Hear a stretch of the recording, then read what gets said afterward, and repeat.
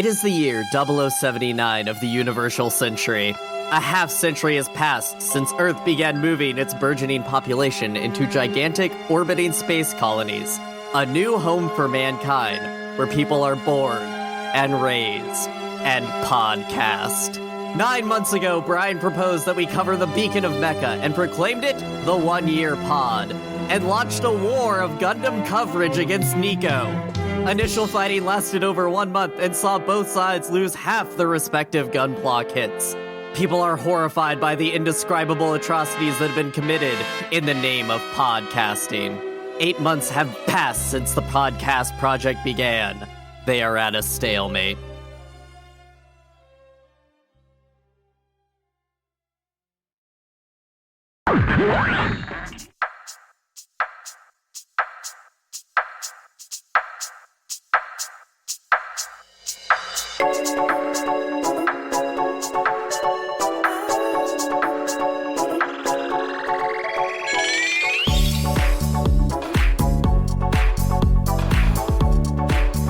I've never betrayed anyone in my entire life.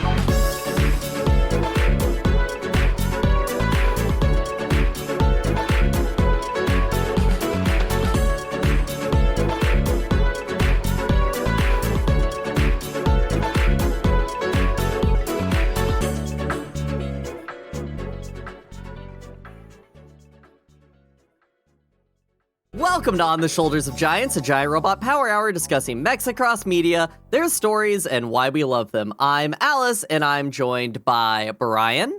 Screaming, crying, throwing up, falling down the stairs, ambiguously breaking my neck because Nico won't wear a normal suit to the podcast edit. And Nico. I may not like it, but I am a podcaster. This time, we're discussing how even if we can communicate with each other, can we really, truly understand each other without fighting in giant robots? Mobile Suit Gundam, the OG. Let's launch into it.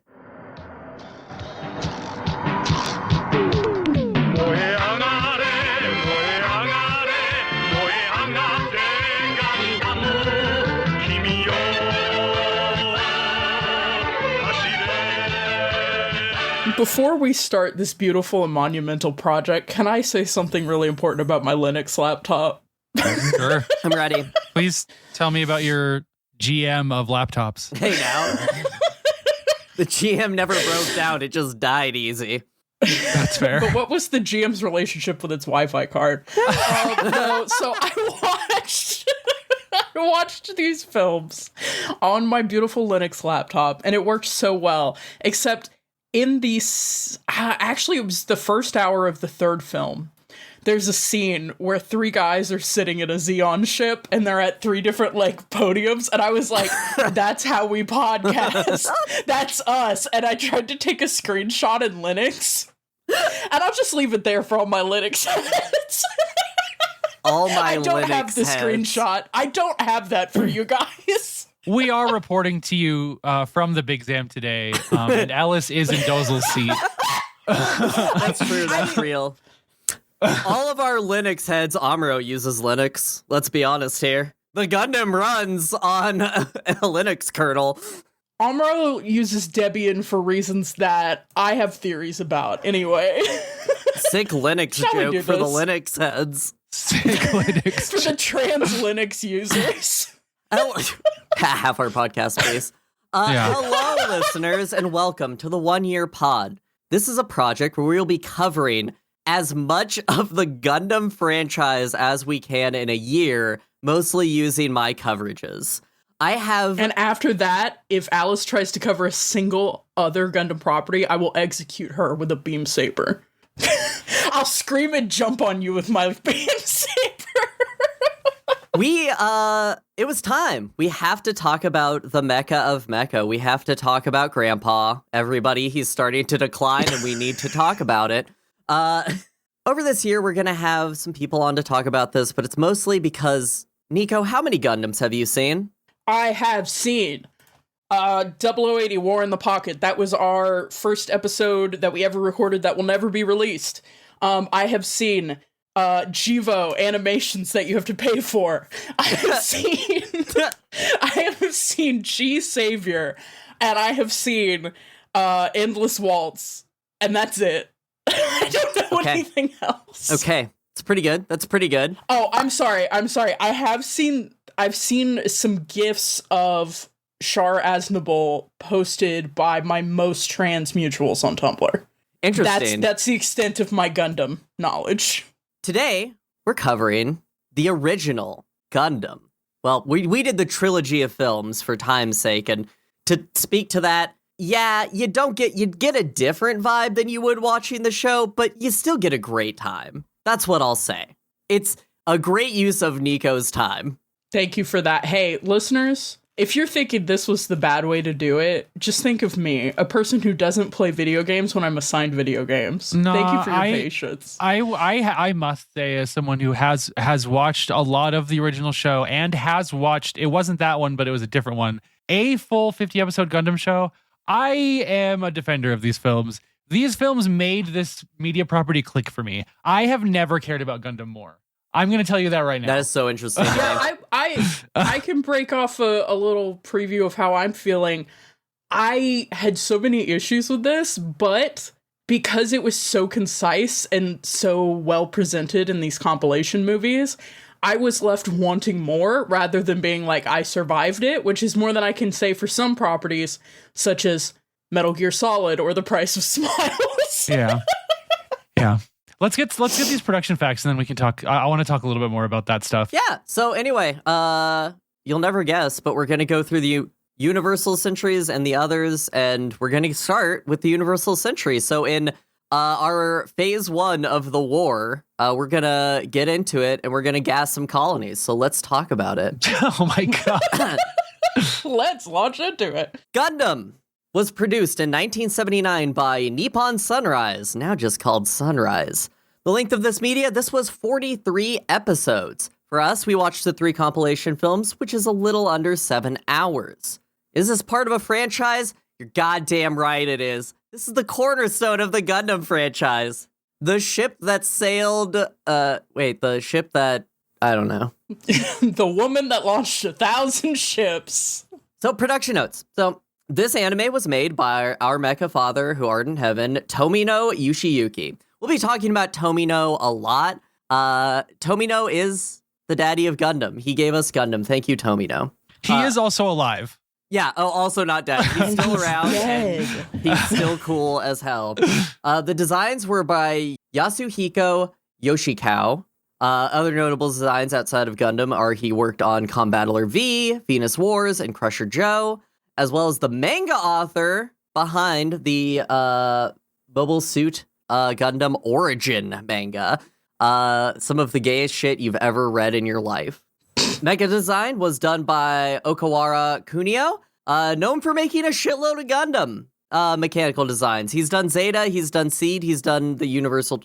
He's done a lot of shit. He's done some smaller stuff there, but he's a Gundam boy. No, this originally aired on ANN, and the show was canceled before its original production run could complete, wrapping up quickly in its last few episodes. Nico or Brian, when did you learn that Gundam was canceled? Just now, actually. Yeah, just now. This is breaking news for us. Breaking news from, I assume, 1980. 1980. That's so strange to me. So we'll talk about that in part 3. Yeah, we'll talk about how rushed the ending feels for some people. Okay, so this was canceled, but Gunpla toy kit sales, Gunpla kits for this came out after, and their popularity released after that, and the 3 compilation movies, and kind of the like, wow, this is cool that went around with that, gave it a surge of popularity, and that, you'll never guess, you sell VHSs, you make a lot of money, you make more Gundam. Yeah. We gotta bring back VHSs. We're here. We did a Gunpla episode, and we talked a lot more about this specific phenomenon in that episode, so people should check that out. I forgot about it. Yeah, damn throwback to the episode where I insisted Gunpla stood for Gundam Play. So hey, for my Gundam Play fans out there, I'm gonna put a parentheses on this part, which is editorialize note. Alice is here to say thank you, Fujoshis. Fujoshis who were so thirsty over the romances that you could extrapolate from this series and the hype that they created buying merch and everything. That is what saved Gundam. That is an Alice opinion. That is not backable, but I thank you, Fujoshis, for what you've done in Gundam. That's the hard stance. Thank you, Fujoshis. Thank your local Fujoshi today. You can tell because they have those spiral sunglasses and 2 braids, and they're just kind of breathing heavily over. I agree with this opinion. I also am of the opinion, the exact same opinion of the original Star Trek. I was about to say, I count it if we're thinking, okay, forget the troops, fuck them. Jesus Christ!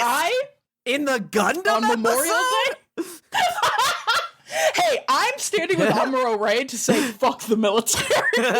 Anyway, no, when I think of the OGs, like the number one stalwarts in fandom, I do think of the bitches who were printing Spurk fan fiction that they hand printing. They were typewriting Spurk fan fiction to share with each other. Yeah. And the fucking bitches who were doing doujinshi of fucking Charmero in fucking 1983. You are the real ones. You are the OGs.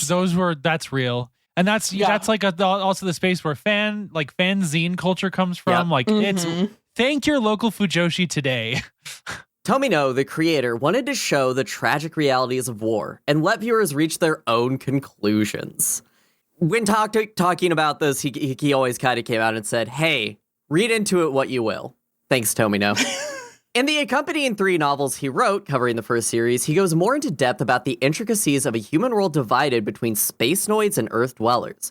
There's a lot of inspiration that went into this. Starship Troopers, the original book, inspired the concept of Gundams, as well as how Formula machines have drivers and machines just being one and the same, just same nerd shit, right? Also, I don't know anything about the Tomino novels, but if you want to know more, I know Giant Robot FM has literally been doing a book club, which is where I have seen some truly wild excerpts. It's worth checking out their coverage. Also, the Gundam colors and White Base's colors, hey, those look cartoonish. Sunrise demanded that of Tomino. Originally, they were going to be gray and white. They said, nope, make them the Sunrise colors. So we all have to live with that. The important thing to remember from Tomino's vision is that Gundam was meant to appeal to children and adults, which many attest to why the franchises have had such staying power and influence over the mecha sphere. So, Brian, what did you know about Gundam before we got here? The original series. Okay, so this one's weird because I think it's been, everyone on Earth knows the word Gundam. You start to get diminishing returns when you say, okay, what is Gundam? What does Gundam start with? What did Gundam originally look like? What does it look like to be like in the Gundam space, et cetera, et cetera, et cetera. So I don't really know the answer to that. Obviously, we've talked like in depth on the show about our own experiences with Gundam as a franchise. But I know so I had never seen from start to finish, like any iteration of this whole story before. I had watched a bunch of random floating episodes of the original run. I learned throughout this, most of those were towards the tail end of the show. So I hadn't really seen any of the beginning. And yeah, I don't know. I have always said like I like Gundam. I think there are Gundams that I've watched that I would recommend people watch and check out because of the spectacle of them. But I don't really understand how it like appears to change lives. I don't really understand how like people think it's like the best thing ever. I get it now. I don't know what happened to me. We'll talk about a lot of things that I think Yoshiyuki Tomino put on a page that I think are fucking mind-blowingly, I don't know, offensive is reductive, but like, oh my God. But overall, artistically, this clicked for me. I really loved this. And so I'm really excited to talk about it. I think this is several hours of some of the most like gripping early animation I've ever seen. I respect it now. I was kind of a millennial hater of this kind of animation before. And I understand, I think, now. Gave you enough CGI. You've rubber banded back the other way. I know, maybe that's what it is. Maybe I'm just like, it's not that. We're gonna have to talk about the art. Like, oh my God, we're gonna have to talk about it. There's some scenes in this that I'm like, oh yeah. Nico, what did you know about Gundam, the original series, before we got here today? Yeah, so this is interesting. So I'll go through 3 short anecdotes very quickly. One, well known is the hand-me-down bootleg box sets that I received most of my anime exposure through. My dad, the big box that came to me from fucking Dubai or wherever the fuck, full of just like random beautiful bootleg box, just different box sets. There was never any Gundam property in there. I legitimately never really had access to Gundam. I knew about it, and the main thing I knew about it was that those were the samurai-looking robots that I didn't really like. But that was it. I recognized the Gundam. I thought all Gundams were the same. I recognized the Gundam. I had never been exposed to it, never gotten a box set, only received, like, echoes of it, right? I had Ava, even though I didn't watch it. I had Martian Successor to Disco and watched the shit out of that. I was seeing all the shadows on Plato's cave wall, but I never saw the original, right? Second thing I'll say, Alice, a while back, Uniqlo launched a commemorative line of clothing celebrating a Gundam anniversary, and you were very excited to get it. I think you were out here visiting. Like, we went to the Uniqlo at the mall and we got it. That was the first time I had ever heard the name Amuro Ray. I just never knew who was in Gundam. Like, I didn't even really know Char Aznavour until I was on Tumblr in the last 5 years, and the podcast has kind of pulled who I'm following in a certain direction, so that kind of moved. But the third anecdote I'll say is that until I watched 0080, I did not see any of the appeal of this kind of era of mecha, and then I really liked it. And seeing this after War in the Pocket, I had a really weird moment at the end of this movie when you're seeing so many Zaku and mobile suits be just absolutely obliterated randomly, just in the background, just parts floating around. And I was thinking about the final conflict in War in the Pocket between a Zaku with a Heat Hawk and a prototype Gundam, and how that was just like heart-wrenching. And then I was seeing all the parts of the Zaku floating around all this shit, and they're just collateral damage, they're just whatever in the background of this conflict. It made me think a lot about the scale of war, and I don't know, those were my thoughts about Gundam. Like, before I saw it, was going, War in the Pocket was really cool, I liked that, but I had no real context for it. And then coming into this, it was like, oh, I know who Amuro Ray is now. I've begun calling Char affectionately the Blonde Devil. And also now, War in the Pocket is somehow more heartbreaking to me. Yeah. So yeah. That's where I'm at. 100%. I totally agree with you. Yeah. The war was over. Yeah. But that's Alice, what I got for you. Alice, what about you? Thanks for asking, team. I would never talk to you willingly. So, like, obviously I like Gundam. I'm really into Gundam, guys. The story obviously? I never knew this about you. The story I want to tell is to give a context to how into Gundam I've been for how long. When I was in 5th grade, wearing my little red Ronda Solu backpack and my little yellow cap going to school, we had we were doing like a get to know your fellow students little booklet thing. And you just filled out like, what's your favorite show? What's your favorite movie? What's your favorite toy? And my answers were Gundam, the 08th MS team, the RGM 79 at that time, I think I put the Gundam RX 78 because I was, in 5th grade. And basically 6 or 7 of the answers were related to Gundam somehow. I was in. And my teacher took me aside. And you turned that in when they administered the RADS test, right? Yeah. Oh my God. Jesus Christ. No, but my teacher took me aside and she said, hey, I was looking at this and can you tell me what a Gundam is? And I was like, oh, it's this show I really like. It's about these giant robots and it's really cool and a lot of people die. And she was like, it's just that's 2 bad words. So I was wondering if you maybe had other choices you could go with. And I was like, no, Gundam's my favorite. It has to be Gundam. Gundam is my thing. And she was like, could we maybe change the spelling of it? So just to be safe. And I'm like, okay. So Gundam's 08th MS team was my favorite show. And then a cute girl in my class made fun of me for putting Gundam for everything when I talked to her about it. And that's my history with Gundam. A teacher was a coward and a wuss.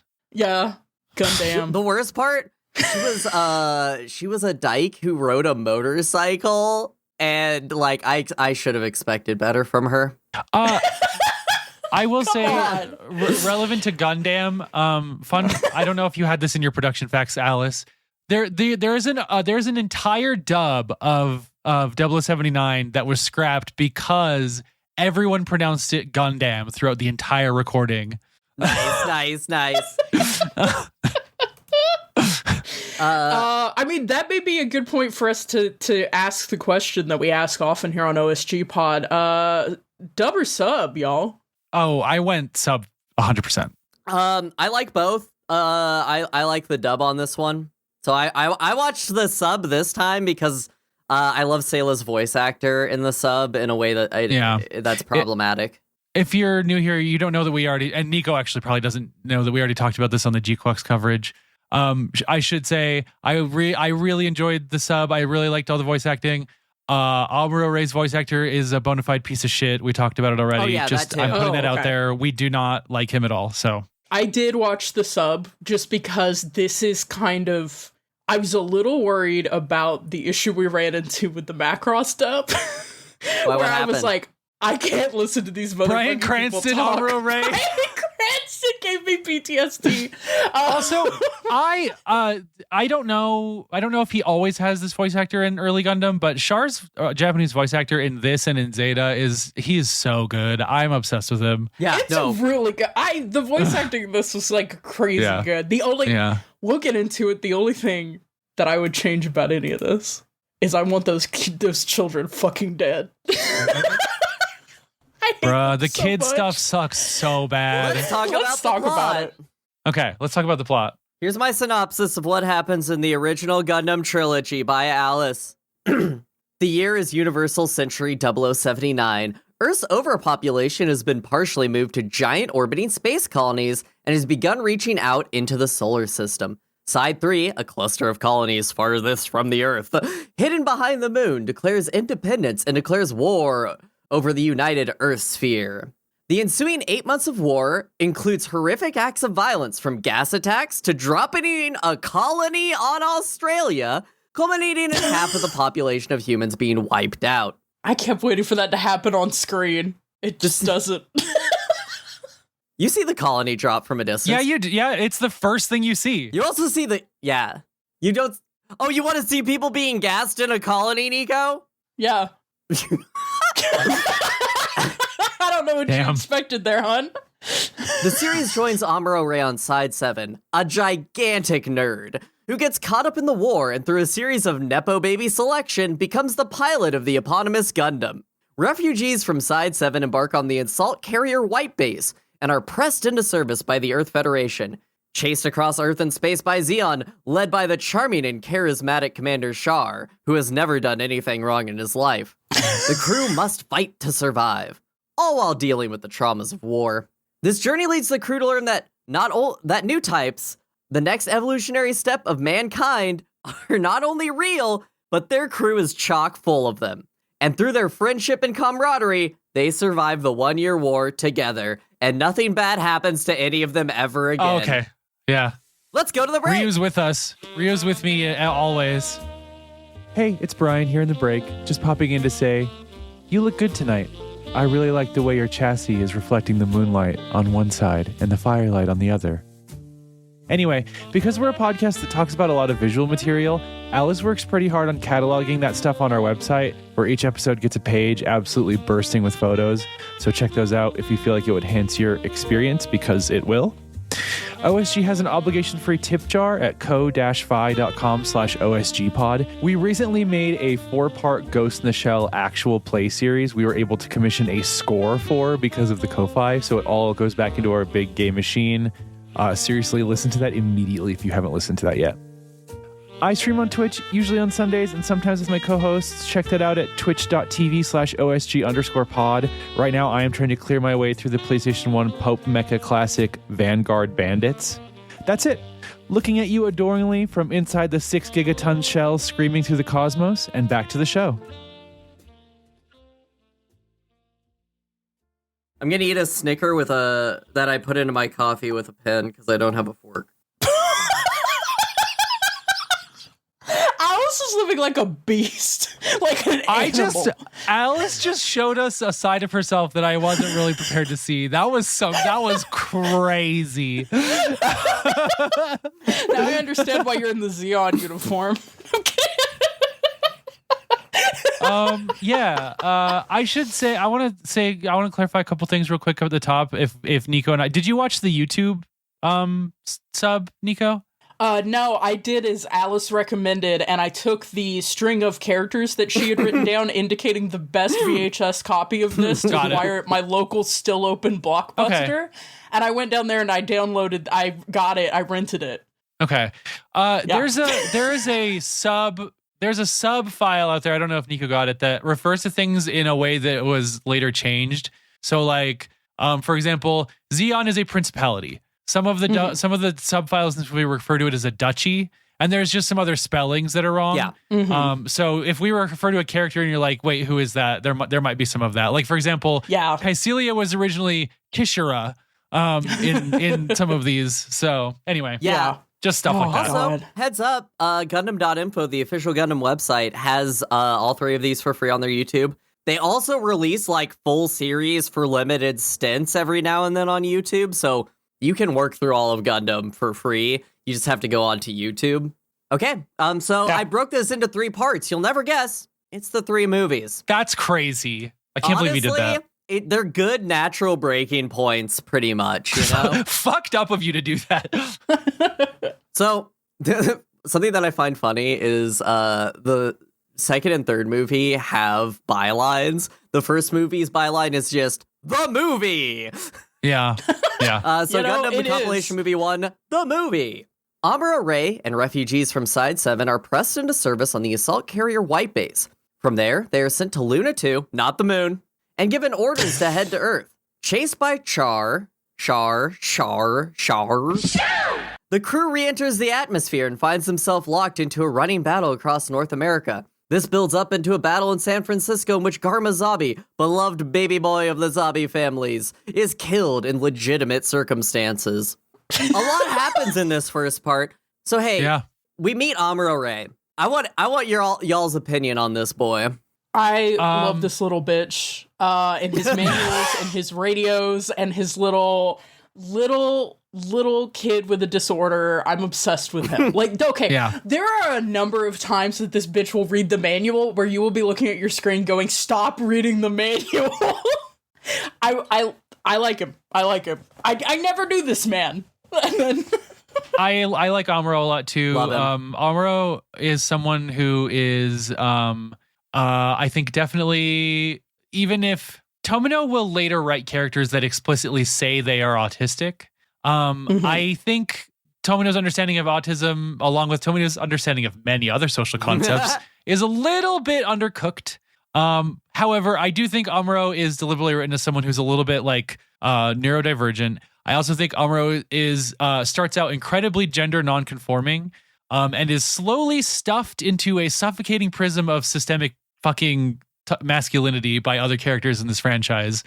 And I think it's like one of the saddest things I've like ever seen with my own eyes. Personally, Amuro's story is like deeply affecting to me. I think, we're going to see a character painted who is so interesting to me, having only again seen the shadows on Plato's the cave wall. You know, I've only ever seen Tumblr? Echoes of this character.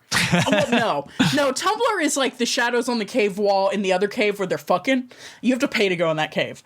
He's blue, so I think Nico was referring to John Homestuck.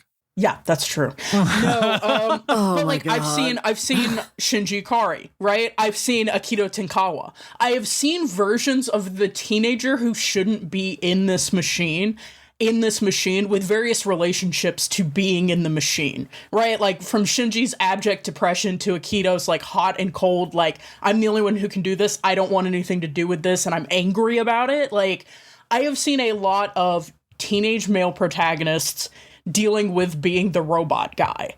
This is the blueprint. Like this is, and I mean, it's not even because like we've covered Mazinger, like teenage boy in a robot often unexpectedly is something that we're seeing as DNA that goes really far back. And like, It's hard for me because, like, again, one of the things we talk about a lot on this podcast is, like, the lingering echoes of World War II, right? And I don't know a lot about the social and political sphere of the 60s and 70s that led into this show. But you can feel that there is a major reckoning happening with, there are a lot of young people who maybe lost a generation of older role models who are pressed into situations they feel unprepared for. Yeah, totally. That's just kind of a generation after a major conflict deal. And, like, to me, I think that makes him so sympathetic. And so, again, like you said, like, being forced into what feels like a very staid, archaic type of masculinity, being forced into a violence that feels archaic at times. Like, especially with the stuff we get into, especially in the third movie about new types and, like, what would a new type be like if they weren't at war? Like, there's a lot of stuff going on there about the possibility space that Amuro can see but can't reach. I love him. He's my baby boy. This brings so much joy to my heart. It does. Yeah. Yeah, I think a lot can be said about Amuro, especially his growth through the series that we're going to see. But this original Amuro, like, okay. When you think of a mega protagonist, you think of a whiny Shinji Ikari, which, like, he was valid. Just, I'm saying it. She was valid, okay? Yeah. And you know what? Believe women. Believe women. Shinji Kari. But I think what's interesting about Amuro is, like, even the parts where, like, everyone around him is annoyed, it's because the lack of communication that they want to have with him. Slapping is, like, everybody's way of dealing with Amuro, instead of just being like, Amuro be like, I have a legitimate problem with things, and they'll be like, shut the fuck up, and slap his bitch ass, and then send him into the desert. Any aggression that I would have, or any, like, upset that I would have had with Shinji, Jesus Christ, with Amuro Ray, was unfortunately, and this may be because of the edit of the movies, it was completely absorbed by Bright Noah. I hate that motherfucker. And I'm like, I feel like even people like this can't character. defend him. I want to love Bright, but holy shit, he is. I don't even have this in my notes. I wrote this wholesale for the outline. I just put this under Alice's note. If Bright Noah has haters, I am one of them. If Bright Noah only has one hater, it's me. If Bright Noah has no haters, I am deceased. Later on, there's the whole subplot that happens with Mirai's love life, and I just write, she needs to do better than Bright. His two character traits are talking on the phone and slapping children. Why are the three canonical men that Mirai interacts with all just completely half-formed man babies? It boggles the mind. I mean, honestly, and I hate to say this, but, like, dudes get done really dirty in Gundam, in my opinion. Like, yeah, a little bit. It's just a wild thing to say considering what happens to women. At least some of them are, like, redeemable. Yeah, this show is I think is an interesting thing because it is the recurring, like, weekly show or whatever that has to put forth a certain amount of action and a certain amount of robots on screen and everything. And it has characterization, it has writing, but, like, a lot of the characters here are more suggestions of people than characters, you know? They're sketches. And unfortunately, the compression makes the sketches even more flimsy. Yeah. Speaking of giant robots on screen, hey, somebody's turning the giant handle outside the colony that opens the giant door that has no cameras that you can just kind of glide into and then go into the colony. And let's talk about it. Some things about Gundam that I think are really interesting is the world that it builds. So Tomino is very clear that he didn't want this to be an alternative history. He wanted it to be a new history. So, like, whatever happened, this is where we're at now, right? Like, they evoke Hitler later. Like, that from happened. the Middle Ages. Yes, which is a great line. So Incredible line. But something that is interesting is the way in which they got to the world state that they wanted, because if you want to have giant robots fighting with swords and hammers, you gotta have Minovsky particles. The Minovsky particles pull so much weight as a science thing in this to just be like, hey, guns are still cool and mines and everything, but what if you didn't know it was over that hill?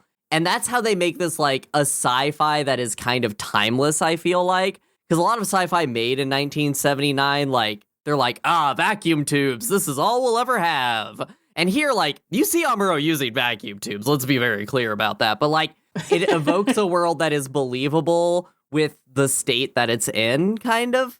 And then also, for a cell animation, you can just take the Zaku and just glide him down. You don't have to do any other animation than that. I specifically wrote down at one point the gun tank deploys from White Base, and it's just like the standing man emoji. It rules. And we use it's it so good. So good. Complimentary. Standing man emoji, glowing complimentary. That bit and the bit in Jaburo where Char's in the Zagok and he's running across the screen really fast. Those are hysterical. They're so good. There's an animation at one point where a Gog like turns to give a signal and it's just like a little stumpy arm and it's like, hey guys. Oh yeah. That's a GIF because that weird snake is in it that leaves its spots behind. Oh yeah. Yeah. What? Everyone's like, what's the deal with that snake that has 1 million frames more than any other character?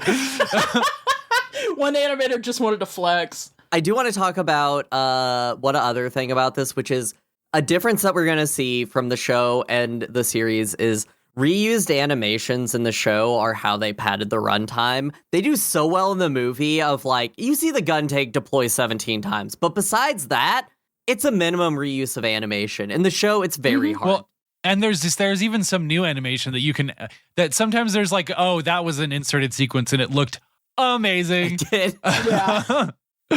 So we now have to talk about, hey, what's over that hill? What are they building in Side 7? Which, as we all know, is a neutral side. And we haven't built Side 8, Gaia from G Savior. So this is the last one.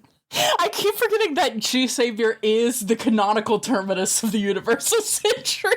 Much like how fucking Metal Gear Rising Revengeance is the canonical terminus. The Gundam. Let's talk about him. Yeah. Okay, Nico, when the Gundam stood up after Amuro read its manual, how did you feel?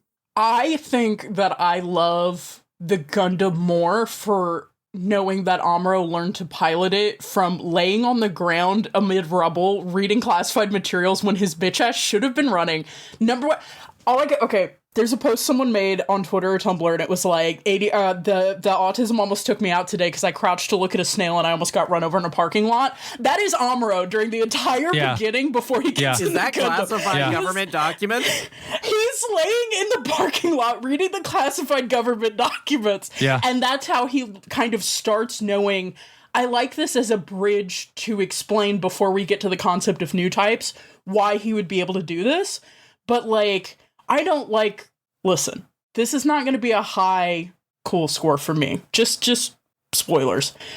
I am more endeared by the pilot's relationship to the Gundam, especially as a new technology that keeps getting iterated upon. And especially like, I went to a shop the other day and I saw they've reissued the original Gundam with Amuro on it. And I saw that and I was like, oh, that's cool. And now I'm like, I wish I had got it, because I have so much affection for that model as the one that Amuro basically learns to walk in. It's a very cool sequence. Yeah. Some might say the father you never had. I'm not the Gundam. I'm not the step Gundam. I'm the Gundam that stepped up. Relevant to the getting up scene. Yeah. I just, watching this, like, made me retroactively so much more pissed off about G-Quux. I just want to put that out there. Yeah, I think that's what's hanging over this, Brian. We have to talk about G-Quux one more time because I'm we so can't. free from this knowledge. I'm the not knower. I never listened to our coverage. I'm the G-Quux not knower. I don't know her. And I wouldn't put her on you after this. Haro is here. I enjoy the orb. I wish Haro had more interactions with other people than the wretched children. It's like the price of me getting to see Haro is the wretched children. That and the Anyway. I legitimately was like, oh, you're not gonna appreciate the ball as much as you should because they cut all of Ball's scenes. Oh, Ball. Oh, we'll get to the Ball. We'll get a ball. I will say, Nico, unfortunately, the thing with Haro and the kid hijinks being a package deal, that never goes away. It's really unfortunate. I don't really know what the fucking deal is.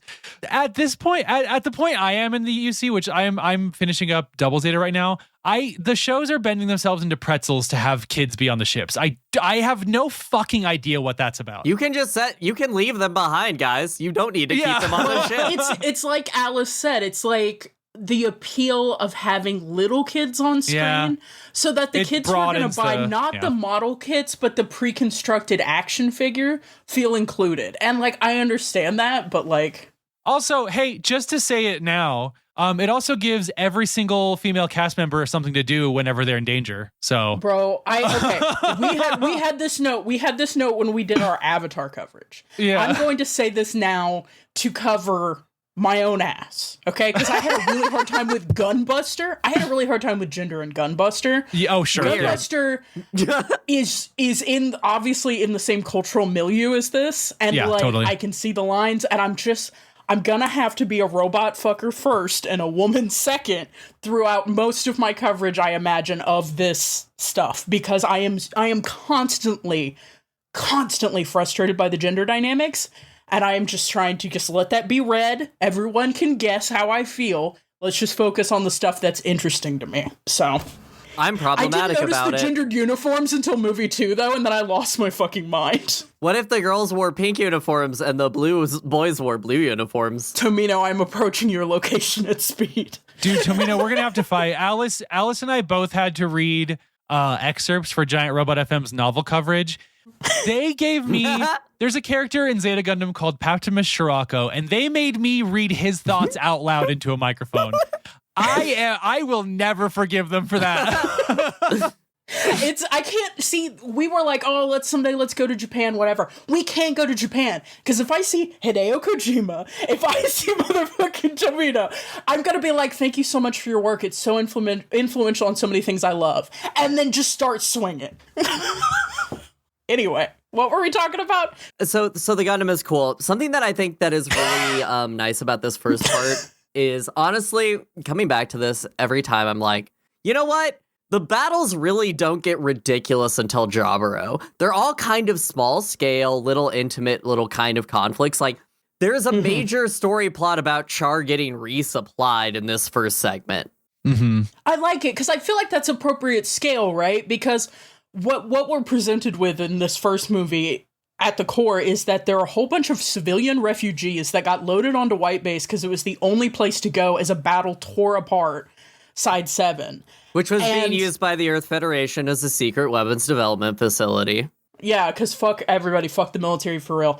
And they have just been press ganged into becoming the crew for it. Like, they have completely been... And then throughout the rest of the show, until we get to them reconvening with the Federation fleet, you are watching one ill-crewed, ill-supplied, often very desperate ship be chased around by whoever's in the area because they're annoying and they have Gundams.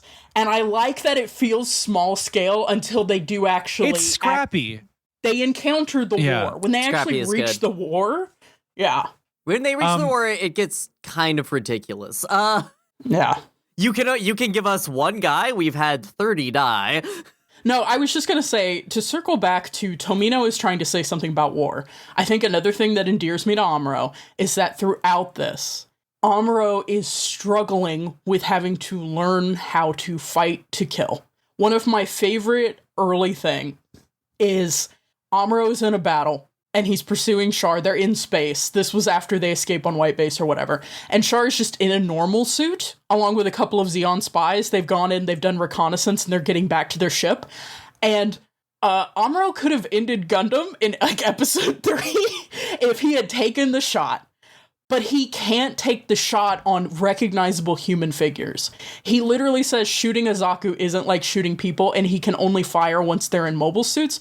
This becomes like a running theme. There's a point at which he's visibly relieved at having drained the energy cell on his rifle so he doesn't have to shoot at anyone else. He frequently has like little breakdowns about the role that he's being put in and the cost of war. Like, it can be infrequent, and it's often broken up by, like, look how funny this little robot is, but, like, I really do appreciate that every once in a while, Amuro or someone else will just turn to the camera and go, yo, a lot of people just died. Hey, turn to the camera and say, yo, hey, war is bad. So we meet our dashing, our stunning, our beautiful Casval. Blonde Devil. He's here. Oh, okay, yeah. Char. Guys, let's talk about Char. I love this character, especially the first series when you like only know him as like, what is he wearing? And then it goes into, oh, there's this entire plot that he has had running this whole time. I mean, so good. So good. Yeah. Yeah, I like that. So Char and Amuro, to me at least, are positioned as foils because Amuro is very much like Bright Noah. One of the first assignments he gives Amuro is like, fuck you for being in the Gundam, first of all. Second of all, if you leave the Gundam, fuck you. Third of all, he sucks so bad. Fix your own Gundam. Fuck you. And like, You Amuro like reading manuals, nerd. Yeah. Amuro literally throughout this series, like there's at one point where he's just moving crates of supplies around with a fucking forklift just to keep the bay organized that he uses to repair his own robot. Like, there's so much stuff where Amuro is in this position of like, you don't know what you're doing, you don't have any military training, all you have is technical skill, and you have to use it all the time. And then Char, on the other hand, is like, we come to find out, from a specific family, has formal training, like went to an academy with some guy who means nothing to him. Like has all this training, has this polish, has this reputation. On Amuro, literally his name is not known until a significant stretch in the movie. One of the things I appreciate about how they cut these compilation movies, you can still feel his name spreading by word of mouth. There's a really organic feel to like how information is spreading. It's Totally. really cool. And Char, by contrast, is like, oh, everybody knows Char. Like, getting to know who Everybody Char knows actually him. is versus the red comment Or the is red the more comment, interesting yeah. project. Yeah. Yeah. Yeah, speaking of, what's Char's power, Nico?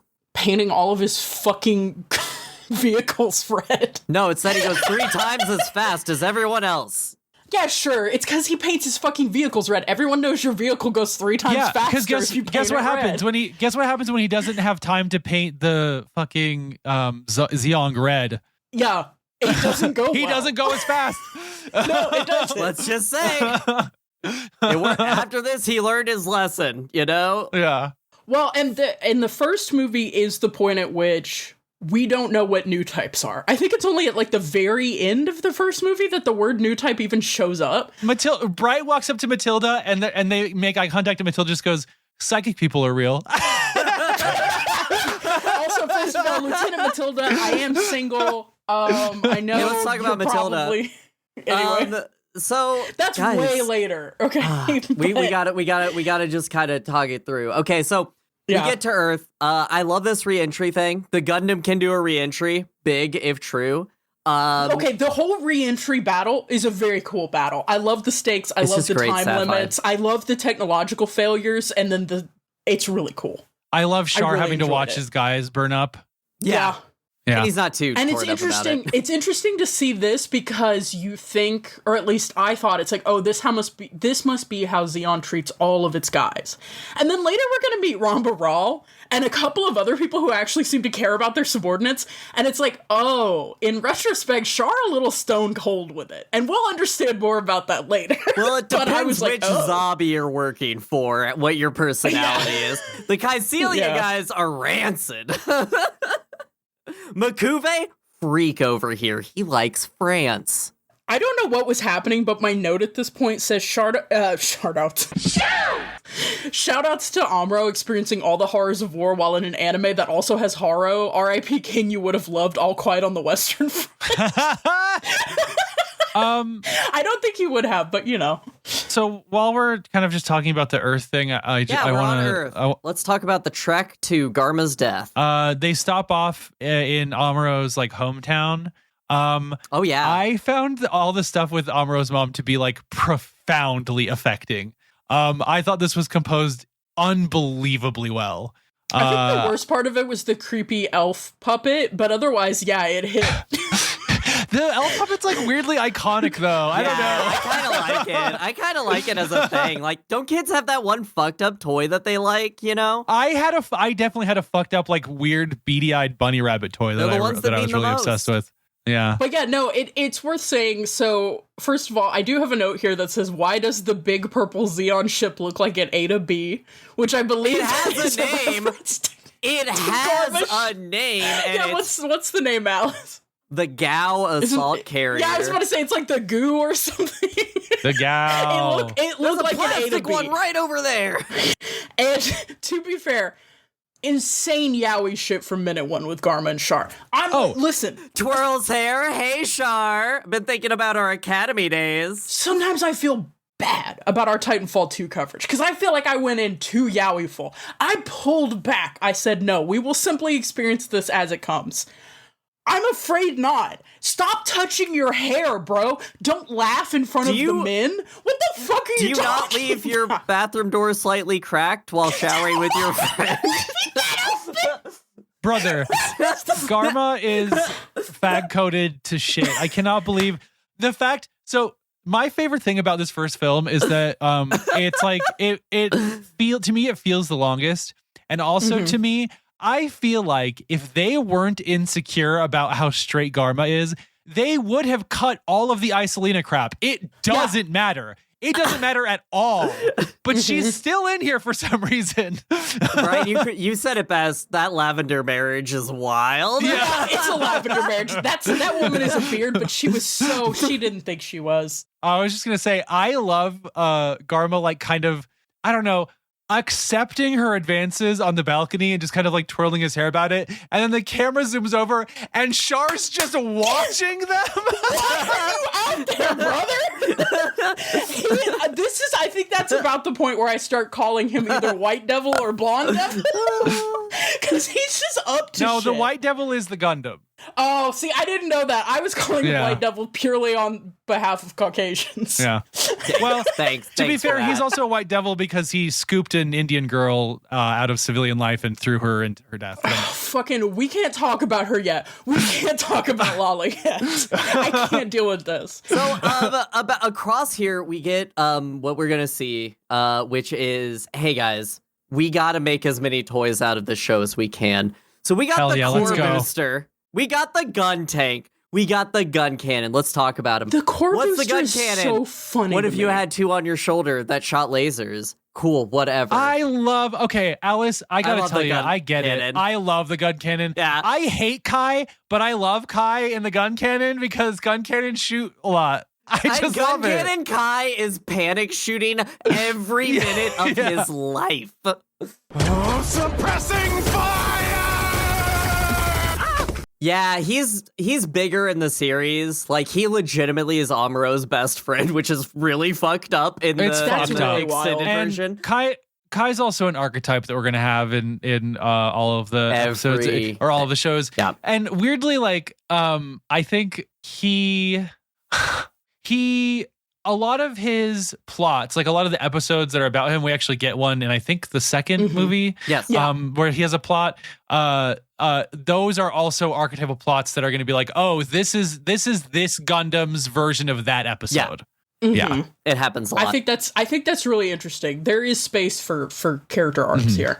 The core fighter is so fucking weird. I love the core fighter. It's so weird in engineering terms. Here's my hyper-complex machine that has to interface with my other hyper-complex machine.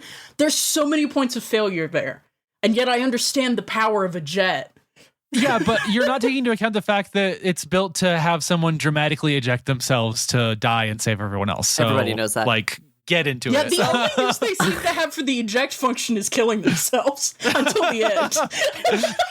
That's the opposite of what they did there. To kind of go over everything that is the Gundam. So the Gundam is a toy set, Just go over it real quick.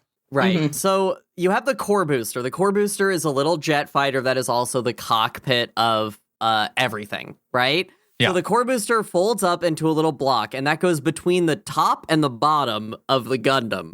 Wink. And every other one is the same way. So you can gun cannon, gun tank, and then you just take the core booster and shove it on a giant jet engine with two battleship lasers on it. And you call that a core booster. Core fighter. Core fighter. No, core fighter is just the fighter. The core booster is the one with the jet engine. Oh, okay. What's the one with And all the lasers. missiles that Irish women can fall out of? That was like a cargo ship. Okay. Oh, that? Oh my god, I had Irish this women pulled be up falling earlier. out of those. Watch out. Anyway, all this to say, Brian, something that doesn't appear in the movies is the armors. Right. Mobile armors? No, the outside parts of the Gundam that they just slide on. Oh, yes. What are they called again? Okay. I think they're like armor packs or something. The Gundam gets like an armor pack. Gundam armor pack. I can see that on a shelf. I can see that as a little box on the shelf. Oh, you can't afford to get your kid a new Gundam for Christmas? Well, here's an armor pack. You can get them First an off, armor it's a pack. Medea transport. That the Irish woman falls out of. Yeah, thank you. Stop. Okay. I don't know, but I know what you're talking about. They in the original show they put like So an there's armor this thing suite called on. it's the G Fighter. And the G Fighter breaks into different parts and goes around it, and it's really stupid. It was just to sell toys. Yes, I own one. But I need to give credence to that just to say that, hey, the compilation movies cut out a lot of dumb shit they did to sell figures. Okay, so. Yeah, I will say, listener, you need to know behind the scenes, Alice did send like 6 YouTube links. Like, these aren't in the movies, but I need you to see them because they're just the dumbest shit I've ever seen in my life. Grab brow. I watched all of them. I have notes. But also, what the fuck? Yeah, Love Zuccarello. A show that has a villain of the week format kind of, unfortunately, has to have a lot of villains of the week. In the stretch of episodes nebulously, this is kind of the sequences where we get like back and forth on Bright Noah being like, why is Amuro in the Gundam? Amuro shouldn't be in the Gundam. He's not fit for duty. There's an exchange at one point that Bright has with Mirai. It may be in this one or the second one, but they don't realize that Amuro is in listening distance, and they're like, Amuro's kind of shit, isn't he, or whatever. 20 there's feet so away many times, in an open ledge, no one else around. bright white pants. Everybody's looking at my tight pants. Anyway, there's so many moments, and again, I mean, the quote that I riffed on from my intro bit is when Amuro says, "I may not like it, but I am a man." I quoted that, and then I just said, "Speak on that." Like you said, Brian, like Amuro is a character who is torn between so many different things, and I imagine it's worse in the extended series, but like, Yeah. you get a lot in the movies of people trying to push him into the mold. And I like that it's very rarely him saying to himself, I need to get better. That happens a few times. Or like, I need to be a man or whatever. It's often other people telling him how he should perform masculinity. Everyone from like Ramba Ral, by an interesting like extension, to like a couple of admirals Absolutely, he meets. Ramba Ral. Even Lieutenant His mother. Matilda kind of reinforces shit. His father. His mother is coming at it from the opposite side, but she's doing the same thing. She's Mamoru- forcing an Mamoru, expectation. as I referred to her because I didn't write down her name. I hate you. No. Yeah, she's very much like, I didn't raise you to kill people. You didn't get the anime protagonist hair from my side of the family. That's from your dad who has purple hair. We can't forget this. That is true. No, I wrote, as someone who like wrote a whole honor thesis in college about the mechanism of nationalistic masculinity and how it is mediated to the protagonists of concerned stories through the father figure. I could talk about Amuro Ray all fucking day. I could talk about Temray all fucking day. But I will say, to me, the saddest scene in like Amuro's whole journey is the scene where they're on White Base, and basically Bright and Frau Bo are both basically like reflecting this just like ugly, violent stereotype onto him, and just insisting to him that he like capitulate to this, even though it's like kind of against like all of the things that Frau knows he grew up doing and thinking. Yeah. Okay, listeners, come with me. Come with me. Brian, you're also here. Alice, you can come if you're ready to really embrace it, which I think you might be just based on your life. I need you to come with me into this corner.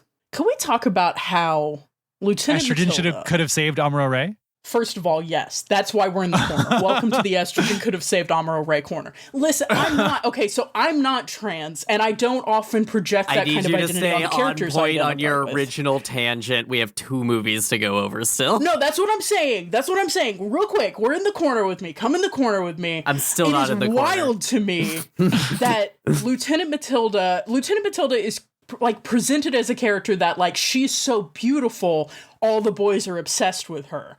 Lieutenant Matilda is the first time that Amuro seems to respect anything about the military. And I read every scene that they're in together, not as Amuro having a crush on her, but wanting to be her in a way that, like, was not the intention of the series. I know it could not have been. And yet it jumped off the page at me. And I went, everyone I follow on Tumblr is correct. Okay, let's exit the corner. We got movies to get through. All right, Garma dies. Fuck him. Due to the misfortune of your birth. Okay, I have a note here that is so funny. I typed, did Char betray? And then a big M dash, and I went, bro, I was about to type, did Char betray him? The one fact I know about Char Aznavour is he loves betrayal. Come on now, what the fuck is wrong with me? He's never betrayed anyone. I literally was typing, there's no way he betrayed that guy. And then I literally just, like, I was transported out of the universe where I'm experiencing Gundam for the first time. I mean, it's at this point you understand that Char has something else going on. Yeah. So oh, it's stone cold. It's incredible. Like, it's blame It's this also on the just a great misfortune of your battle. birth. I really enjoy this entire fight. Something I want to shout out is, hey, airdrop your Zakus. We should be airdropping Zakus all the time, constantly. Hey, listeners, airdrop your Zakus. Airdrop your Zakus. No, I like this, especially just the Zeon war machine is very interesting to me. And part of the best part of Gundam is it completely explores a mixed use military centered around giant mobile weapons.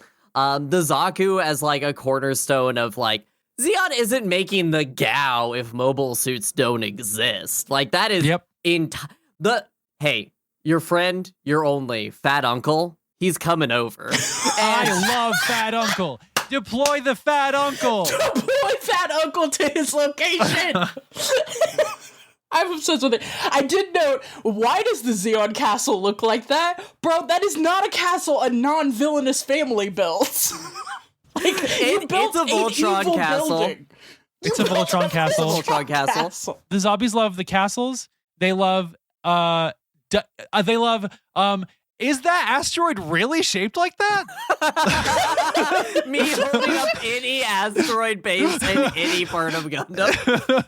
Oh, I do love that the politics behind the Zeon war machine seems to be boiling down to these like aristocratic families. It is giving Austro-Hungary. It is giving German barons. It is giving that kind of like really interpersonal conflict between people who have so much wealth it warps the world around them.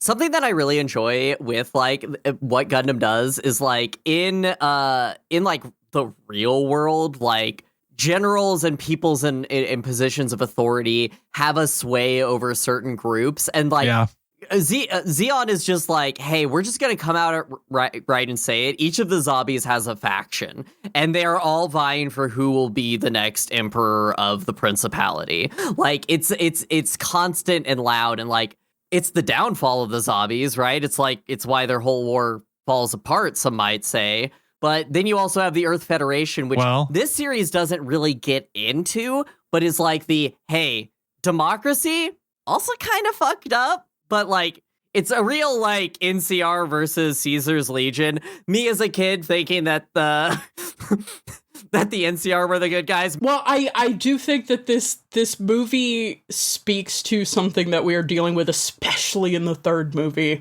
which is that like there's a narrative being pushed about overpopulation. There's a narrative being pushed about bureaucracy. There's a narrative being pushed about the decadence of democracy. There's a race narrative being pushed. The race narrative. It is all exploitable by fascists. Yeah. And it is really interesting that the third movie just says that. Hey, but we like, made it. It's hard. Update. Hour and 10 minutes, we finally dropped that Zeon are fascist. Okay, I just posted my note. I literally had the thought, I'm like, Zeon doesn't seem much like Nazis so far. Zeon, here are 50 Iron Crosses and Imperial Rising Suns. No joke, it was one scene then the next. Yeah, Zeon's relationship to the Zabi family specifically, I think, is like so interesting and so well. I think the movies do a really good job giving you the information, even though the show gives it a little bit more time. But Zeon as like a concept Zeon as it exists under the Zabis was stolen, basically from Char's family, right? And it's an interesting way of like Char's family does this work to say, okay, it is becoming rapidly clear that people who have moved into space are different somehow. And the zombies have taken that concept and said they're different, which means that there is now like Nico said, we can now start to push narratives that intensify that otherness. That's how you get the master race narrative. That's how you get Giran at Garma's funeral. And this is where I think this is a lateral move for Amuro, but Amuro listening to this speech, in my opinion, in my reading, at least in the movie, this is when he kind of starts to understand that he's in a situation that's not just he has to fight, but he starts to understand like why he's fighting. Yeah. Right. He says, "Oh, these are the people that we're fighting against." First encounter with ideology. It's tough for any young girl. Oh no, there's a lot of interesting stuff going on here. We get a glimpse of Goof. We get a little Amuse. We get a Goof glimpse. Goof. And a Moose Goof. I want to talk about Matilda's death real quick. Hey guys, Matilda didn't need to die. Is that at the end of this movie? Shit, it's in the second movie, I thought. No, it's in this first part. She dies pretty quick. Oh, okay. Yeah, sorry. No, it's in the second movie. No. What? No, she dies in the fight against the Black Tri-Stars. That's a second movie. Yeah, literally under my notes for movie 2, R.I.P. Matilda. Oh shit. It's after Ryu does the kamikaze stuff. The first movie literally ends with Garma's funeral. Yeah. That's it. Okay, yeah. And a ballad, a beautiful ballad. Okay. A beautiful Music, ballad and a beautiful drawing of White Base in the clouds. Oh my god. It's way too gorgeous. These series of movies have some banger 70s music. I'm thinking specifically there's a point at which Amuro is chasing his dad on the bus and the sickest 70s track ever drops. It also is full of the most ridiculous ballads. And one of them is at the end of the first movie and I was like dying. The music owns. The only mechanicals we didn't talk about in movie 1 before we go to movie 2 is we didn't talk about the Zaku 2. Hey Nico, this is your first Zaku 2. You're gonna see a variation of this in every Gundam until the end of time. Where there's a Gundam, there's a Zaku 2. Yeah, I'll just say it. When I see the Dom Troopers, when I see the Goof, when I see, for the most part, there are exceptions. For some reason, Char tends to drive them. Zeon is kind of mogging the Federation a little bit. Their designs are a lot cooler to me. Sorry. Unfortunately, the fascists do have goofs designed by Hugo Boss, which is just really As a person who loves a frustrating. shipping container, I'm here to defend the Federation. No, I like the Zaku too. What do those tubes do in the head? That's my question for the Zaku 2. Did you say soup? No, but it is soup now. I said food, specifically it is soup. It's soup. Gazpacho. The other mechanic... It's cooling. It's mecha cooling gazpacho. Wait. To go back, we never actually talked about our beloved the gun tank from Jivo. We got on a tangent. I mean, we didn't, but I love it. It's the gun tank. I saw a glimpse in one of the clips that you posted for me to review. There is a glimpse of a battle where the gun tank is fighting in space. It's the funniest shit in the world. And I love it so much. What are you doing, little buddy? That's not where you go. I love when they're trying to convince this is the third movie, but I just love when they're trying to convince Char to pilot the Zeong, and he's like, it doesn't have legs. And the engineer says Alice's favorite sentence, which is, the legs are just for show anyway. That's right. We're in space. You don't need them. I love the gun tank in space may be my special little guy. I'm just gonna be real with you. And there were a lot of contenders. The other mechanic we have to talk about is White Base itself. So White Base is Base. It's inspired by Battleship Yamamoto. It's inspired by so many other mechanics. Yes, Brian, you? Analog wheel. I love it. Mirai? I am obsessed with the analog wheel. Listen, I understand Mirai's messy love life, because if I simply saw this beautiful woman at the analog wheel that controls White Base, I would also approach her for a dramatic kiss, and she'd be like, oh, another beautiful man in my life, and I'd be like, I'm a lesbian, and she'd be like, what? And I would free her. No, sorry. I would free her. No, look me in the eyes. I would free her. Talk about a lavender marriage. Cumron Bloom is also a lesbian. Don't worry. They're lesbians together. Yeah, I think, honestly, first off, going from I once piloted a private yacht to literally the ship's XO, the only person Bright talks to about plans of what they're doing. I mean, hey, guys, it's a metaphor. They're a family. They're the parents. We get it. Okay, cool. Oh, my God. Sorry, later a pilot says, we think of Ensign Mirai as the mother of White Base, and I blacked out from gender poisoning. Anyway. Hey. Things that are cool about White Base. Secondary bridge. We have a secondary bridge. Everybody love it. Love a secondary bridge. And as we know, in every single Gundam ship, the secondary bridge will detach and become a re-entry vessel or a weird floating bridge that you can fly away in. One of the two. Yeah. Two, the mega particle cannons. So something that doesn't really get explained in the shows, the mega particle cannons are bigger than the ones you can have on an actual ship. That's why the white base is so, can actually put up punches. Three, nobody knows who's on the catapult or who's launching it. You can just do that from inside the cockpit. I think that's pretty neat. Literally, they're like, hey, somebody's launching. Who is it? Don't know. Ryan? They didn't leave a note. I have two things on this subject. One, unbelievable comms pilot chairs. What are those? Why are they in every ship? I love them so much. I got it. Second thing is, Nico, I just have to show you the white base as it exists in G-Quux because I just think the paint job is amazing. It's pretty fucking sick. Send me her. Show me this woman. Oh, yeah, we got the green and gray. Oh, Tomino, your dream is alive in G-Quux, I guess. Yeah. Also, I love its giant saucer plate arms. Those are pretty fun. Yes. It also has the spinning middle section. Yeah. It looks like a sphinx. It looks like an Egyptian sphinx, like the way it kind of sits and the weird arms it has. It's interesting. It looks architectural. It does look like a sphinx. That's a good pull. Just to point out, it also looks like a horse mid-leap, which is why Xeon calls it the Trojan horse. Anyway. I wondered about that because I'm like, no one has tried to give that to you. I'm sorry, that's nothing, but... That's from the early ages. It's from the dark ages. The dark ages. So we're going to see a version of this in every single Gundam going forward. So just keep that in your mind, Nico. That might be something relevant for a game sometime down the road. So just keep that in mind. Okay, I'll keep it in mind. Also, it has ball turrets on the bottom. We're just doing shit in this fucking Listen, you battleship. gotta have something that you have to power wash your crew out of. It's important for every fighting vessel. Soldiers of Sorrow. Ack-Guy Frenzy, Ack-Guy Frenzy, Ack-Guy Frenzy, there are gogs.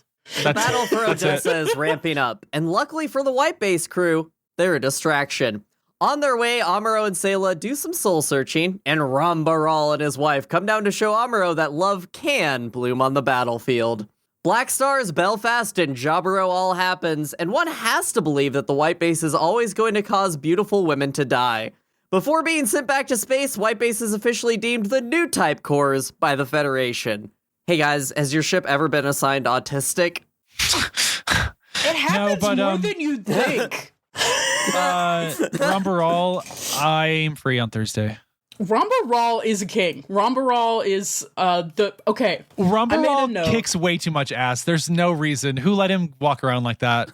I made a note because there's a scene after, and we'll get to it, but there's a scene after Amuro has a certain interaction with Ramba and with Haman where he's just like sitting in his quarters thinking about Rambaral. As we all do. I wrote the note. Boy whose entire life has been recontextualized by violence voice. That older guy, he treated me with respect and some measure of kindness. What am I feeling? Internal conflict? Longing for a parental figure who takes care of his men? Desperately in search of a mentor? Craving some glimpse of recognition for the hours of study and labor I put into this weapon of war my fate is bound to? No, I must want to beat his ass. No, dude! You want him to be your dad!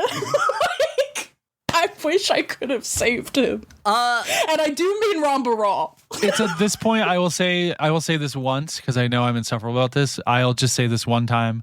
This episode, the Rambaral arc, and we'll talk about this more eventually one day far in the future. This is the arc that made me realize that my favorite Gundam is Eureka 7. Interesting. We'll get to that. Controversial takes. I get it, though. So, Rambaral and his wife, who are a dwarf and his elf wife, have come down from space so true. To revenge. How did you just blew my mind? Oh my god, they're Legolas and Gimli. What is happening They're here? Legolas and Gimli! For straight people in the 70s. We've cracked it wide open, listeners. This is why you come to us. So first off, something that we have to live with and that is now going to happen is, hey guys, Zaku was cool, but what if 30% cooler? And this is no Zaku, boy, no Zaku.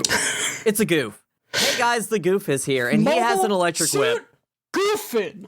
I love him. I need a goof. I got a goof. But I need a goof kit really bad. Alice rolling around to pick up her unconstructed goof kit. You gotta rectify that immediately. I have a Zaku Mariner right here that's half finished. I have to finish.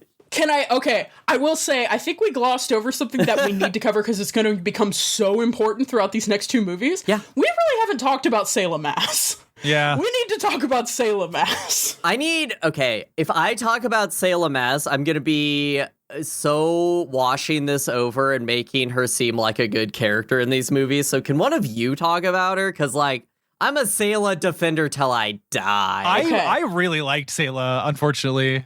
Sailor Mass did nothing wrong. Sayla Mass did nothing wrong. The OSG official stance. Okay, Sailor was your Mass favorite did part of the nothing wrong. movies every time they were like, and this is the part where Sayla is suddenly away from everybody else and so is Char, and they have to have a little talk about our feelings. No, see, I really like her arc.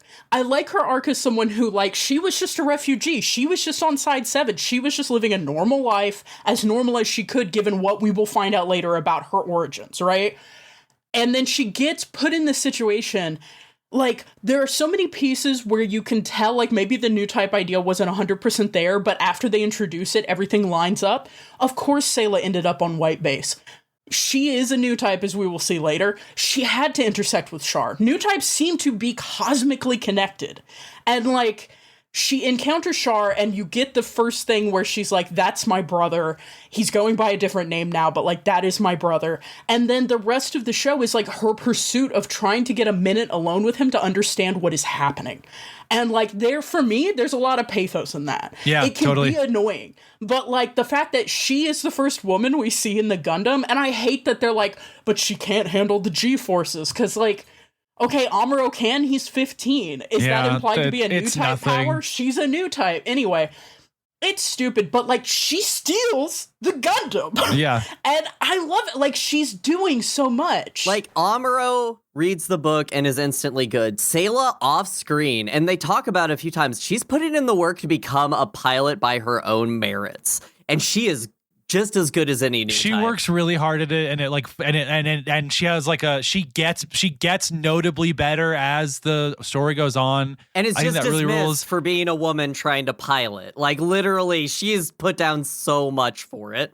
It's so frustrating. Bright. I could not be on the bridge of White Base because I would have killed Bright Noah with my own hands. Every time she gets slapped, I'm madder. But, like, she is an assertive woman who knows what she's trying to do, which in her case is trying to chase after her older brother. But, like, she takes so many risks to do it. Like, I think the only reason she gets certified as a core fighter is because she steals the Gundam at one point. Like, she is trying to take the rudder of her destiny. She is unfortunately in this franchise, but, like, I can't fault her for this, especially when the third movie introduces this theme of connection. Like, she has been carrying that theme since movie 1. Even if it's annoying to some people, she has been the person striving for connection. I like her. I like her a lot. I wish they slapped her less. Her scenes in this where she's thinking about Char gave me the note of, like, one of the things I really love about these movies is the clear priority. Like, yes, there's lots of here's something that could be a toy and here's what it looks like when it blows something up. There's a lot of that. Mm-hmm. But what it's clear to me they really wanted to animate were these intense moments of, like, intimate characterization. Yep. Where Sayla is thinking about Char and you see that scene of her, like, trying to run after him in, like, this abstract space. It's gorgeous. It blew my mind. Like, and it echoes later. It's so beautiful when she's trying to, like, reach out for him through their new type connection. Like, it's echoing. Sayla does a lot of work to humanize Char, which I think is important, given that we are going to see him doing, like, fucking Revolver Ocelot ass blonde men be like.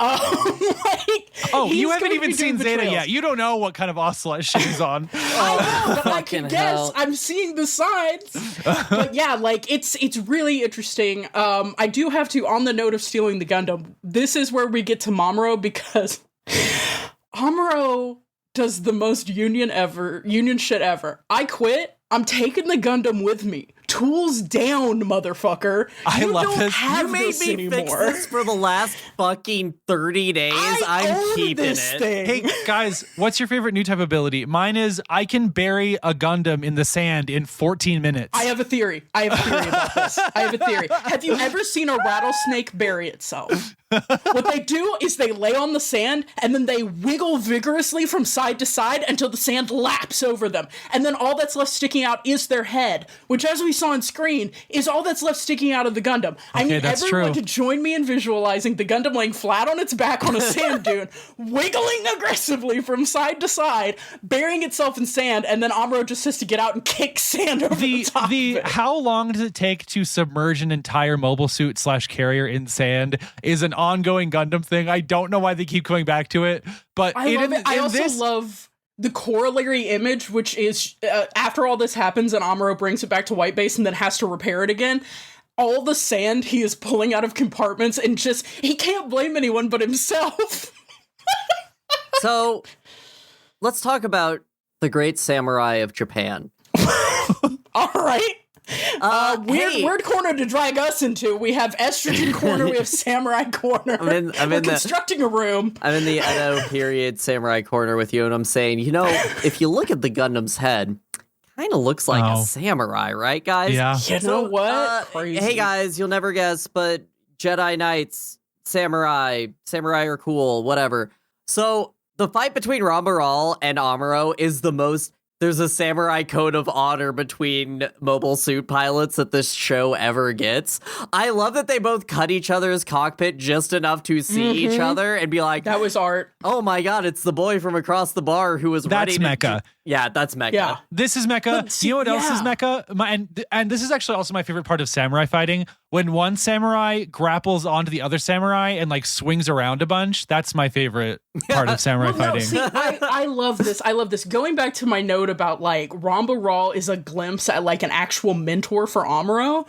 Like Amuro has engaged Char especially. Amuro jumps people. Amuro has a very Street Fighter, not the game, but you know what I mean? Like a very like, I don't know how to fight, I'm just gonna throw myself at you approach. Like when his gun runs out of ammo, he throws the gun at people. Like he's desperate. And Rambaral does not seem to have that. And the fact that they have this encounter, it's like, it's almost like Rambaral is instilling this on him in a way that Char can't. And I really like that as like an element. It doesn't stop Amuro from repeatedly throwing his body at Mechs throughout the rest of the show, but like, it's really cool that we get this samurai standoff scene because it feels like only Rambaral could have like brought Amuro to that kind of convention, like that kind of space, that kind of etiquette. I also love Rambo delivers, I think, the best line in this movie, which is, I forgot to fight while I was in the middle of one.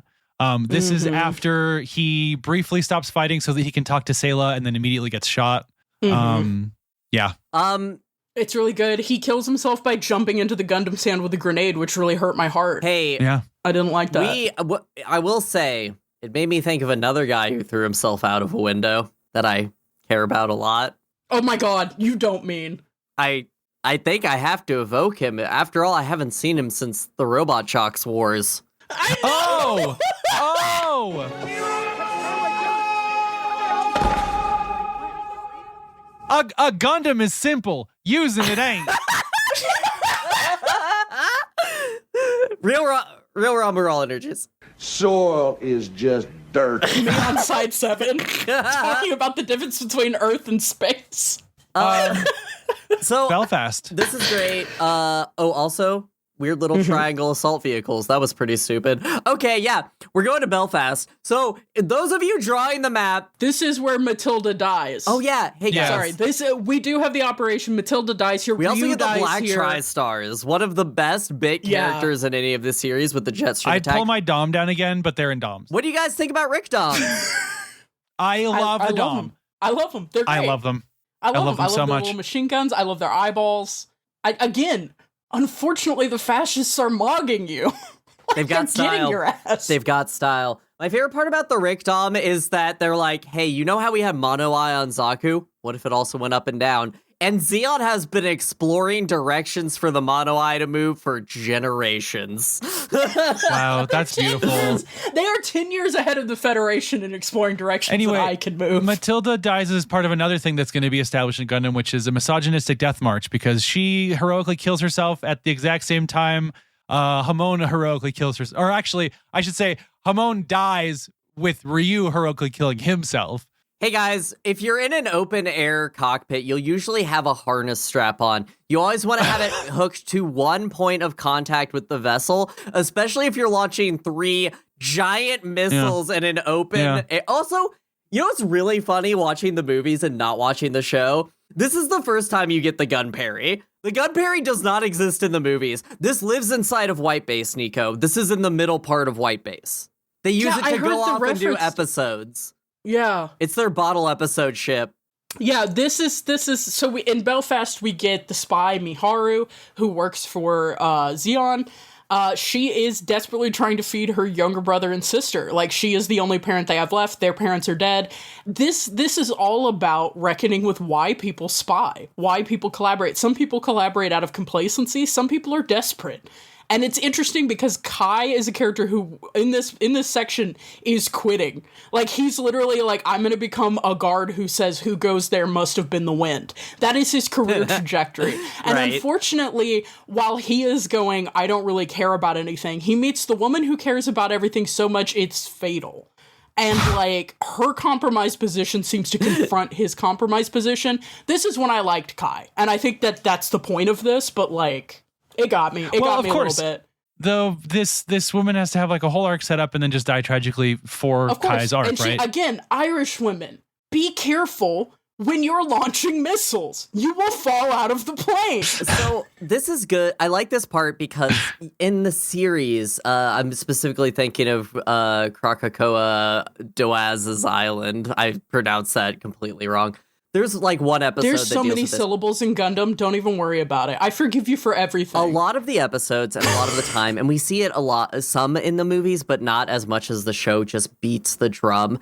War leaves a lot of orphans. War leaves a lot of people in very desperate, bad situations. It's something we're going to keep experiencing through this series as we explore, especially the 1 Year War, that just like everything fucking sucks. Like it's important to remember that like, yeah, they're not putting more people onto White Base because, like, they don't have people. They're like, all of the military age people have already been killed in the war. Yeah, and, like, Belfast is where I was like, you should let the kids off. I was like, you know, it's a disputed territory, I think, but, like, get the children off the ship. And unfortunately, they need them for 20 minutes later.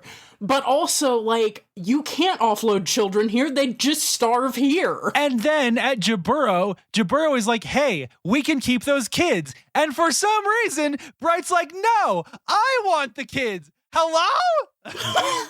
Bright's like, bitches seem to love these children. And I love having women around to slap. Anyway. Hey, so... Zeon has cool-ass, old, big-ass underwater submarine battleship things that launch the coolest little guys. We got some new guys. Gog is here. Gog. We're Gog-coded. We're Gog-pilled right now. How do you feel about the yaoi hands on the Gog? To me, they're not yaoi hands. To me, they're acrylics. And that's why Gog is the cuntiest mech. Period. I'm snapping. Period. I love his little jetpack, his little... laser chest things. Like, we see it repeats in the Zeon designs. Like, that's the same laser that the Doms had. We start to see stuff like that. I like it. I think, okay, I'm having a thought here, and I think the design aesthetic behind Zeon is pushing things to be ridiculous a little bit. They often have really weird, exaggerated little features, and the design aesthetic behind the Federation seems to be almost dignity, like composure, like a suit of armor with specific pieces. And, like, it's not universal, but it's so funny to me because it feels like they're almost trying through design to make Zeon seem ridiculous. And unfortunately, they're failing because I think when machines are fucked up and weird, it's cool. Yeah. So that's where I'm at. But I can understand someone who really likes the Gundam. And it really works for the narrative of the Federation holding on to ancient ideals that if we are to truly like move into a new stage of humanity, we can't We've got to keep turn those. every spaceship into hats. Versus We've Xeon, gotta who's do like, we it. have to be so far away from old humanity as to be indistinguishable think- from aliens. I think Alice really hit that on the head. I think that's what that is for sure. Anyway, that's my reading of it. the Grublo is here. One of the captains. We see our first mobile armor of the series, which is the Grublo. The Grublo. So mobile armor. What if mobile suit, but bigger and no legs? Think about it. Or if- hey, in the case of the Big Zam, only legs. we have budgets for 2 limbs, okay? And we've got to make them count. So I also like this underwater fight. It's kind of cool. They do the bubbles around the beam saber. I that stuff's just neat to me. What do you guys think of the Grublo? I like Xeon mobile suits. The ships, again, I thought the Gao just looked like a ship that ate a bee. I'm not really into the ships that Xeon deploys, you know? Fair. Anyway. Jabro, this is like a historic chapter in anime. Jabro, what if Earth's Federation headquarters was hidden in the Amazon jungle under giant sliding doors? I'm so horny for 45-degree giant elevators. Holy shit, I love anime. Anyway, did you see that red suit going by? Did you guys see that? So No, I didn't see anything. I saw the back and it was black, so I didn't really see anything. What if the coolest gang ever, which is Char and a red guy, and in a red Zagok, and 4 guys just kind of did the coolest shit ever. Yeah, the infiltrate. So we get to Jabro. Hey, White Base, your real unit, R&R, because we're about to... You're gonna get written orders now? We're at the turning point of the war. Earth Federation has to start winning. So if you want to take a break, we're gonna just change the set to Earth Federation winning. Yeah, this is where we get Amuro, really being disgusted by the military's gestures when they award Ryu 3 ranks posthumously, but that's like all they offer for him literally killing himself. Yep. Amuro is horrified.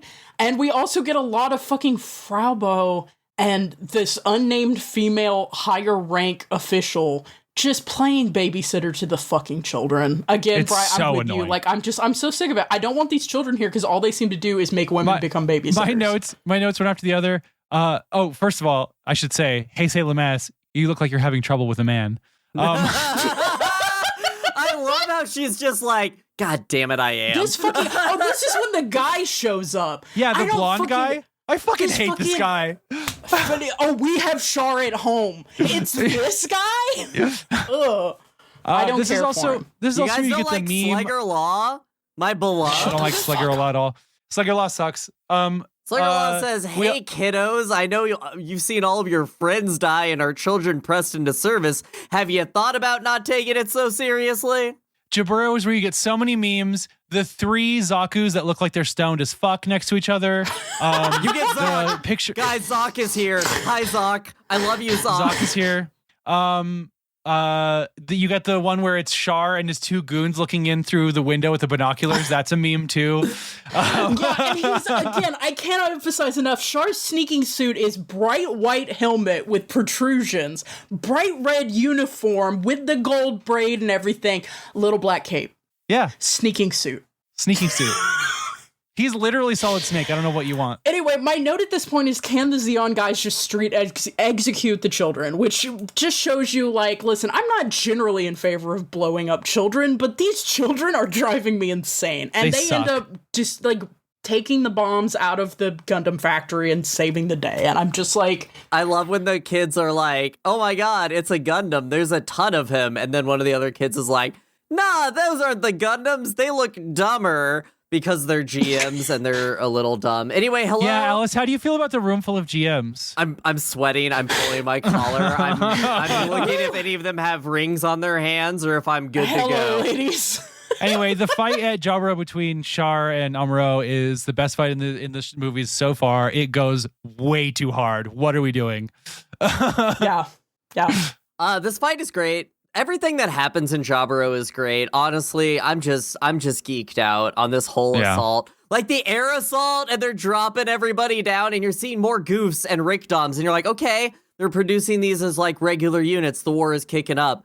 Also, Jabro being like, it's the daily bombardment from Zeon is such a like, war is so unserious for these people sometimes in a way that's hilarious.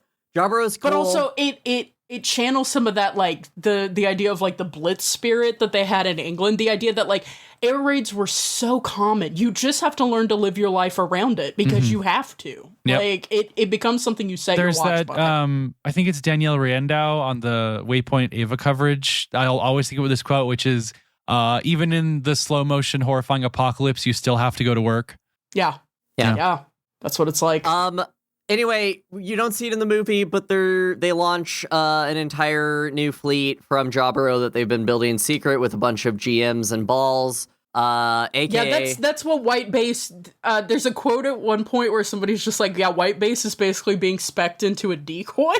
And I'm like, "Yeah, bro, you're the 13th Autonomous Corps. No, there's nobody else in it. Also, you're a decoy." Literally, Rebel says, fucked. "Hey, kids, gonna need you to be a decoy for me." This is an interesting maneuver, right? It does so many things. Mostly it's, hey, let's put all of our space wizards on one ship because we know the enemy is going to focus, like hyper focus on them, and then we can get away with a bunch of stuff on the side. It also means that when they shoot the big space laser that destroys the whole fleet, all the main characters get to survive. That's honestly the funniest shit in the world. that was so funny. I was in such disbelief about that. Anyway, Compilation number 3, Encounters in Space. Wait, Encounters in Space. This movie is so I'd be beautiful. encountering people in my space. I can't express to you how much you will not regret watching Mobile Suit Gundam 3 Encounters in Space. It is so beautiful. It is so beautiful. It's so great. Visiting Side 6 on their way to the space front, we finally meet Lala, a new type selected by Char to pilot the first Psychomu-enabled mobile armor. In a heart-wrenching sequence, she dies, saving Char from Amuro, causing both Char and Amuro to begin spiraling from their convictions. The war heats up, with both Zeon and Fetis utilizing giant space superweapons to kill even more people. Giran goes full Hitler, the leaders of the Fetis and the Duke of Zeon are killed in a power grab, and Kycilia caps Giran before he can destroy everyone. The following final battle on Abawa Ku, spelling, ends in the Gundam being destroyed, the zombies being destroyed, and an uneasy peace settling over the Earth sphere. Luckily, the White Base crews survived together, but who knows what awaits them. Anyway, I'm over here saluting and shooting a rocket launcher into the cockpit of the ship. Yeah. Yo, we can't talk about that yet. I Brian? popped. All right, Brian. Pop quiz for Nico. One Yeah. zombie survived this franchise. Who was it? It was fucking Minerva Zombie, the fucking little Hitler. I immediately went, is that baby Hitler from the only other thing I've She seen? came from Dozel. Dozel did nothing wrong. He was just fighting a war. He wanted big Zams. Hey, Dozel did a lot of things wrong. The first and foremost, what is that head shape? Anyway, I don't think that's his fault. Unless you think he had, like, the Chad surgery. look, admittedly, Went wrong. the Duke zombie guy's name, Degan. Yeah. Dagon zombie. He also has a weird head shape, so I guess it's Oh, partially you mean his fault. Grimace? Yeah, what happened to Garma? Did Garma get, like, face normalization surgery? Like, what We don't happened see there? the zombie mommy. Maybe she was like twink There's a coated in different some mommy way. for every child, real Is and your true. mother twink-coated? So, Jesus Christ. So, we get more play of this build-up and this relationship, but Amuro, Lala, and Char on Side 6 is going to be explored for the rest of Gundam. This is so much. Alice, can you talk about? So there are a lot of very small differences in the plot that the movie makes. That the show just has like small differences. One major one, from my memory, and I also looked it up to make sure I wasn't going crazy, and I wasn't. A couple different things happen with Tem in the show than happen in the film. Do you know what those are? I do not. If my memory serves, we leave Tem similarly. It's the movie that has the added clip of him potentially breaking his neck. Oh! Yeah. Oh, Amuro's dad. Yeah. Sorry. Yeah. Okay, so first off, yes. In the movie, it looks like his neck snaps and he dies in this. Yeah, so to back up a bit, I did make a note in the first movie that was just like, it looks like Amuro accidentally shot because he blows up one of the Zakus. This is when he finds out the cores, when they detonate, are extremely dangerous. They're nuclear. Yeah, so he accidentally detonates part of the side, and his dad gets vented into space. And I was like, holy shit, did he just kill his dad? But there really isn't more remark, in the movie at least, there really isn't more remark on, like, what is the fate of this guy? Well, he turns up in this one, and Amuro literally comments at one point, does he have oxygen deprivation syndrome? Because his dad is acting really weird. Yeah. Like, when we first saw him, he was a very kind of cold scientist figure, and now he's like... This is the saddest shit I've ever seen. If you've ever dealt with a parent who has gone through memory loss, and change, you know, when a person just changes, like, if you've ever had anybody in your life that has gone through this, it's horrifying. Honestly, for me, this part hits so badly because, like, you know, I've been that Amuro who's like, oh, yeah, I'll be better at piloting, Dad. Nico, you mentioned it earlier, the music in this sequence. It goes off. We've been in space and we've been on Earth during the day. The night city lights of Side 6 Colony as Amuro's running through it and, like, exploring, like, just, like, literally from a matte painting that was a background that had nothing to do with anything, I got chills. Some of the drawings are so fucking good in this. It's the idea space, right? We talk about that normally just around TTRPGs, but, like, the ideas, you could see why this, like, burned itself into people's memories. And people. Colors are unbelievable. It's incredible. It's incredible. We haven't really talked about it. There's so much beautiful hand-drawn animation. Yeah. And the point that I pulled away from, especially in any fight, there's almost an organic collision, push-pull, like, physicality to the robots that like makes you think about why we would envision robots being the shakiness of the animation makes that. Yeah, I totally agree. Yeah, it's really great. But yeah, the matte paintings of backgrounds are gorgeous. Like, not to be all returned with a V, but, like, and I know a lot of animators went through a lot of shit through these studios, but, like, this is really beautiful. We need people to be making this stuff for good pay at reasonable rates. Also, unspoken, but, like, every time a new type thing happens, or, like, where, like, they're in battles, it's orange colors, in mental stuff, it's blue colors. But when they just change the entire art style at some points, and they do this thing that's just like, not to evoke it, but Kira is real. Like, this has Kira in it. But also there are moments where explosions happen where they just go to, like, red and orange paint and grease pencil. And pink. And it's, like, it's gorgeous. And it's so just, good. It's shocking. And it's like, that's what the rebuilds wanted to capture at the end, where they go to, like, really liney kind of stuff, and they're not gonna get it. So, real quick vibe check. Is that swan the most beautiful or the most sad thing you've ever seen in your life? Oh, all people feel one way about it. Most sad. This manic pixie Hindu girl, I'm so sorry. I knew from the moment I met her she was gonna die. Oh, hey, yeah. Listeners, meet me in the Challengers 2024 corner, the third corner we've established in this room. I'm gonna watch the two men have a rivalry, and I'm screaming. Sometimes two men cannot interact with the intimacy that they interact, and unfortunately you end up being the woman who cares about both of them, who is in that intimacy but is not going to be like, this is about them. Unfortunately, you are a conduit for them, and I'm so sorry, Lala, you deserve better than that. You deserve she better. becomes Space Jesus to become the 5G of space. Just my second round of fuck G-Quux here. Lala deserves so much better. I don't know what we're doing. Defender, I still love Lala on that. So Lala is great as a character. You get more of the, like, interactions between her and Amuro and her and Char in the actual series, but they do a lot in this movie to just kind of, like, speedrun that in a way that does feel like I think it works so well. You get the appeal that they see in her. You get why they both immediately fall entirely into it. And I think it's really good as a, like, hey, here's the theory, is, like, new types can transcend the wars of our fathers. And then Char and Amuro proceed to do the wars of our fathers. But no, it's really good. The sequence where Layla stops Sayla from getting killed, and then leading to that whole thing is so good, right? It's gorgeous. We'll get there. It's gorgeous. We have so much stupid shit to at least briefly touch on. First if you want to. Mirai's love life is so fucked. They need to do not be slapping women when they're at work. Do not be causing domestic disturbances on the bridge. That is her workplace. Anyway, setting that aside. Alice, I know Alice will agree with me. I don't understand how Bright runs his bridge because Mirai is allowed to have 9 domestic disputes in front of fucking everyone.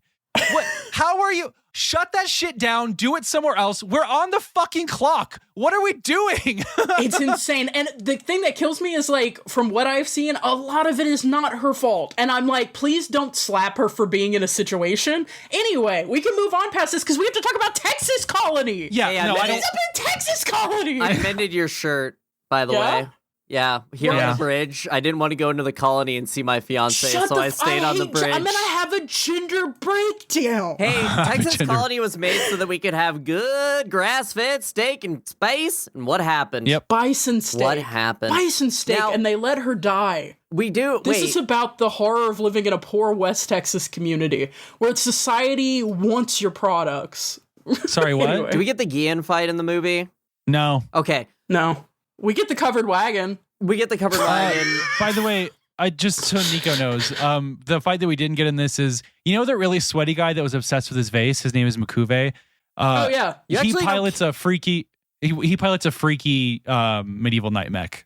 And before that, he pilots the Adzam at Odessa, and it's the funniest mobile armor you'll ever see. And that's actually the first mobile armor, but the fact that they cut both of his suits is the funniest thing to me. But they kept his vase. Okay. They sure did. They sure did.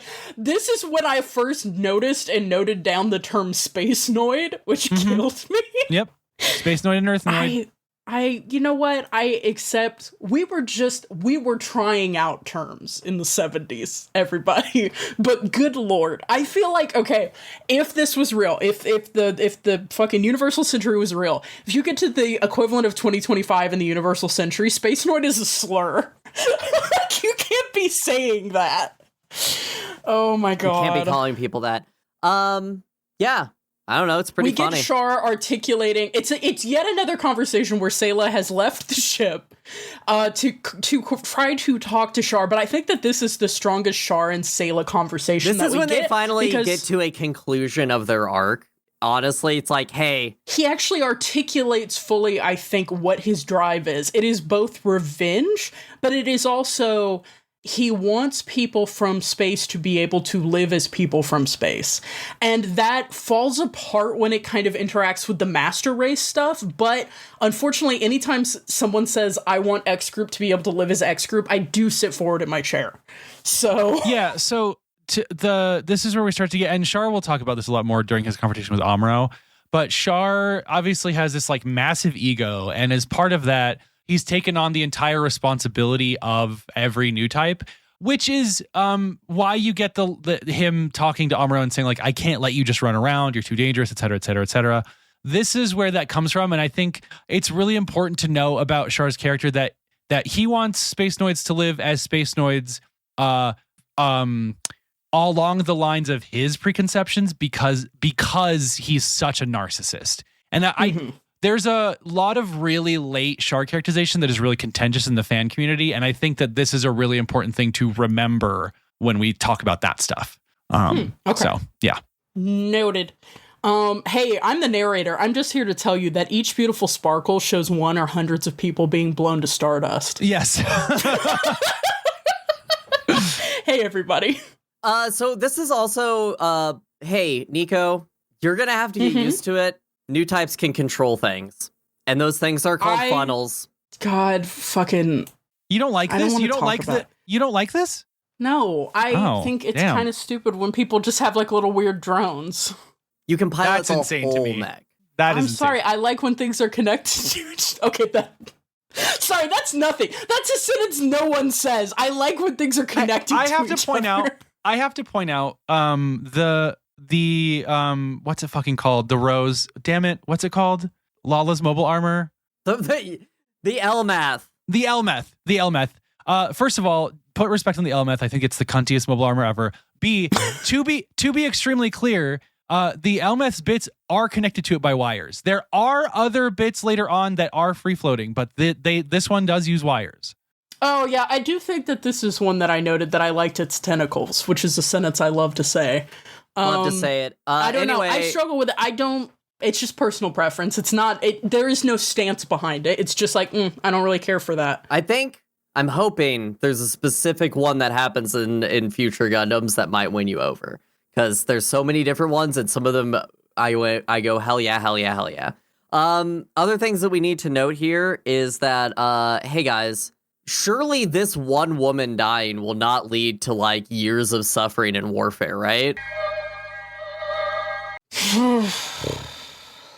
I hate it because I knew it was coming, both in the sense that I didn't realize it, but I had absorbed some knowledge by osmosis. Like, I kind of knew, like I said, from the moment I saw her, I went, oh, you're going to die. And I don't know how much of that was just understanding the fate of women on this show. Yeah, and how much of it was fandom osmosis, because I do think at some point I had been spoiled on the fact that Lala dies. Sorry, are you a woman on White Base actively? You have a chance to live. Outside of White Base, you're fucked. I gotta say, I on paper, this is extremely tropey and misogynistic. Like, just this, that's very obvious. The drawings. Oh, the art, her transcendence is incredible. I cannot believe she does say the sentence, I can see time, but this made me cry. Like, and I couldn't believe I was crying because, like, not only did I know this was going to happen, I saw these episodes. Like, these are some of the episodes that I saw. It did not click for me until now, situated in its larger context, how absolutely nothing else in the show is drawn this way, and how this music just, I'm getting goosebumps now thinking about it. It was immaculate. It's tough. It's tough to swallow, but also, honestly, this is less tough to swallow than Hideo Kojima, because Hideo Kojima tries to do this maneuver like 5 times. Women who've died previously in this show have died in small, almost painful little conflicts. Like, horrible things have happened, bad situations have happened. Same with men. Like, there have been, Ryu died for like nothing, like just for them to get out of that situation. Like, there's so many people who die so pointlessly. Lala feels like the first character who dies. Like I said, Ramba Ral shook me when he just blows himself up in the hand of the Gundam, and I'm thinking about Amuro just holding his viscera. I was like, holy shit. But Lala gets to actually have a transcendent death of meaning, and it feels different for me, 1, because of the art, 2, because of the music, but 3, because everybody else's deaths have felt very small and gross and painful, and hers feels very beautiful, unfortunately, because, you know, she is dead. Why did she have to die? Is every time he just goes over the, like, why did this person have to die? Why did she have to be in this war? Why is such a beautiful light stricken from this world in a way that, like, he hasn't really, hey, he's autistic. He hasn't really connected with anybody truly on a good level until Lala. And now he's like, hey, I finally found somebody who can truly deeply connect with. And she died because we're doing war for some reason. And I really like Amuro going from here into a kind of like meditative state from here on out, where like the act of doing war becomes fully in service to trying to protect those people he cares about. And I love the maneuver, the very adult maneuver he makes with the line, like, Lala said, like, why couldn't you have come earlier? You know, you met me and it was too late. And then Amuro says, for me, it was too early. And this is like the first time he's acknowledging, like, I'm still a child. Like, he's had to be like, I'm a man, because that's the only way he can cope with how much death is on his hands. He's 16. Everyone is telling him, you're a man. Man up. And now in the face of this, you know, let's just say, like, extremely psychic and worldly woman, he is suddenly realizing, like, oh, there's, like, this is a universe that I exist in. There's a context to me. I have so much to learn. It reminded me, I think when war fiction is at its best, it is when it reminds you that through the character that you're following and their relationships with other characters who will die, every person has relationships like this. Every person has interiority. Every person is a person as complex and as fraught and as emotional and as beautiful as the person that you're going to see taken away from your POV character. Every person is like that, and every dot of light is 1 or 100 people being blown into stardust. Like, that is when war media is effective. And that for me is a success of this show. Mm-hmm. Like, having that moment, having them both destroy.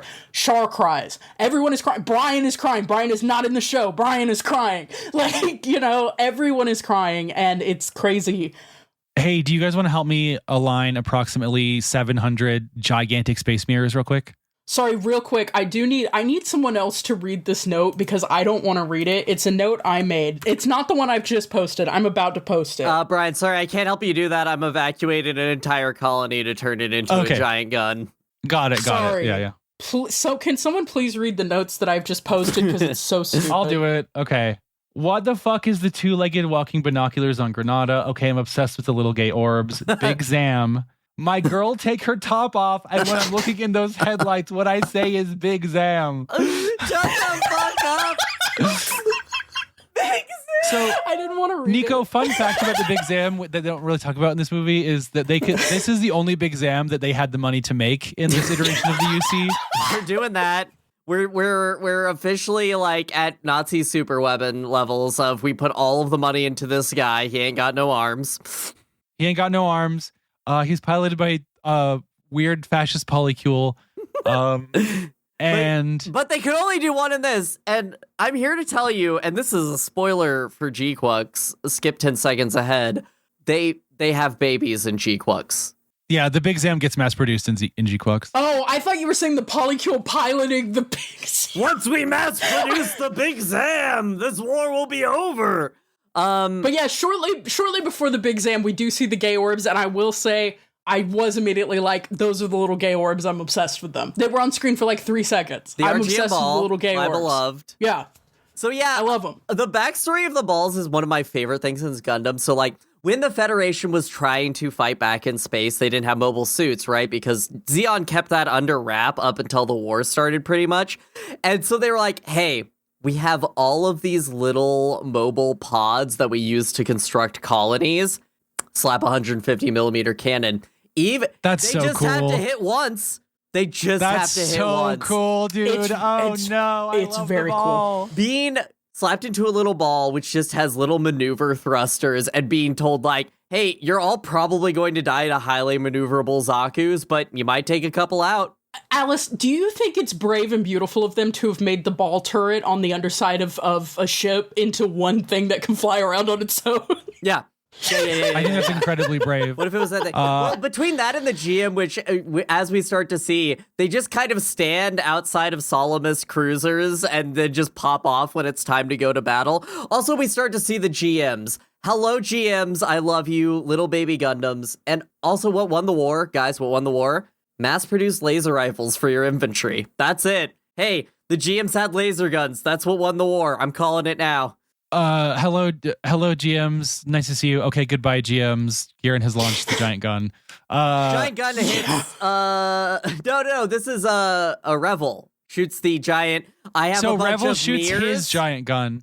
Yeah. Yeah, we have 2 different laser guns, and I got confused because Zeon is doing a big thing towards the end of this movie where they're like, we have to get our laser gun calibrated, and I go, didn't you already fire that? And then I No. realized, Other no, that guys. was the Federation shooting a different laser gun that is not as significant. No, because I'm the just like- Federation's laser gun is a bunch of mirrors, and Zeon's laser gun is an empty colony.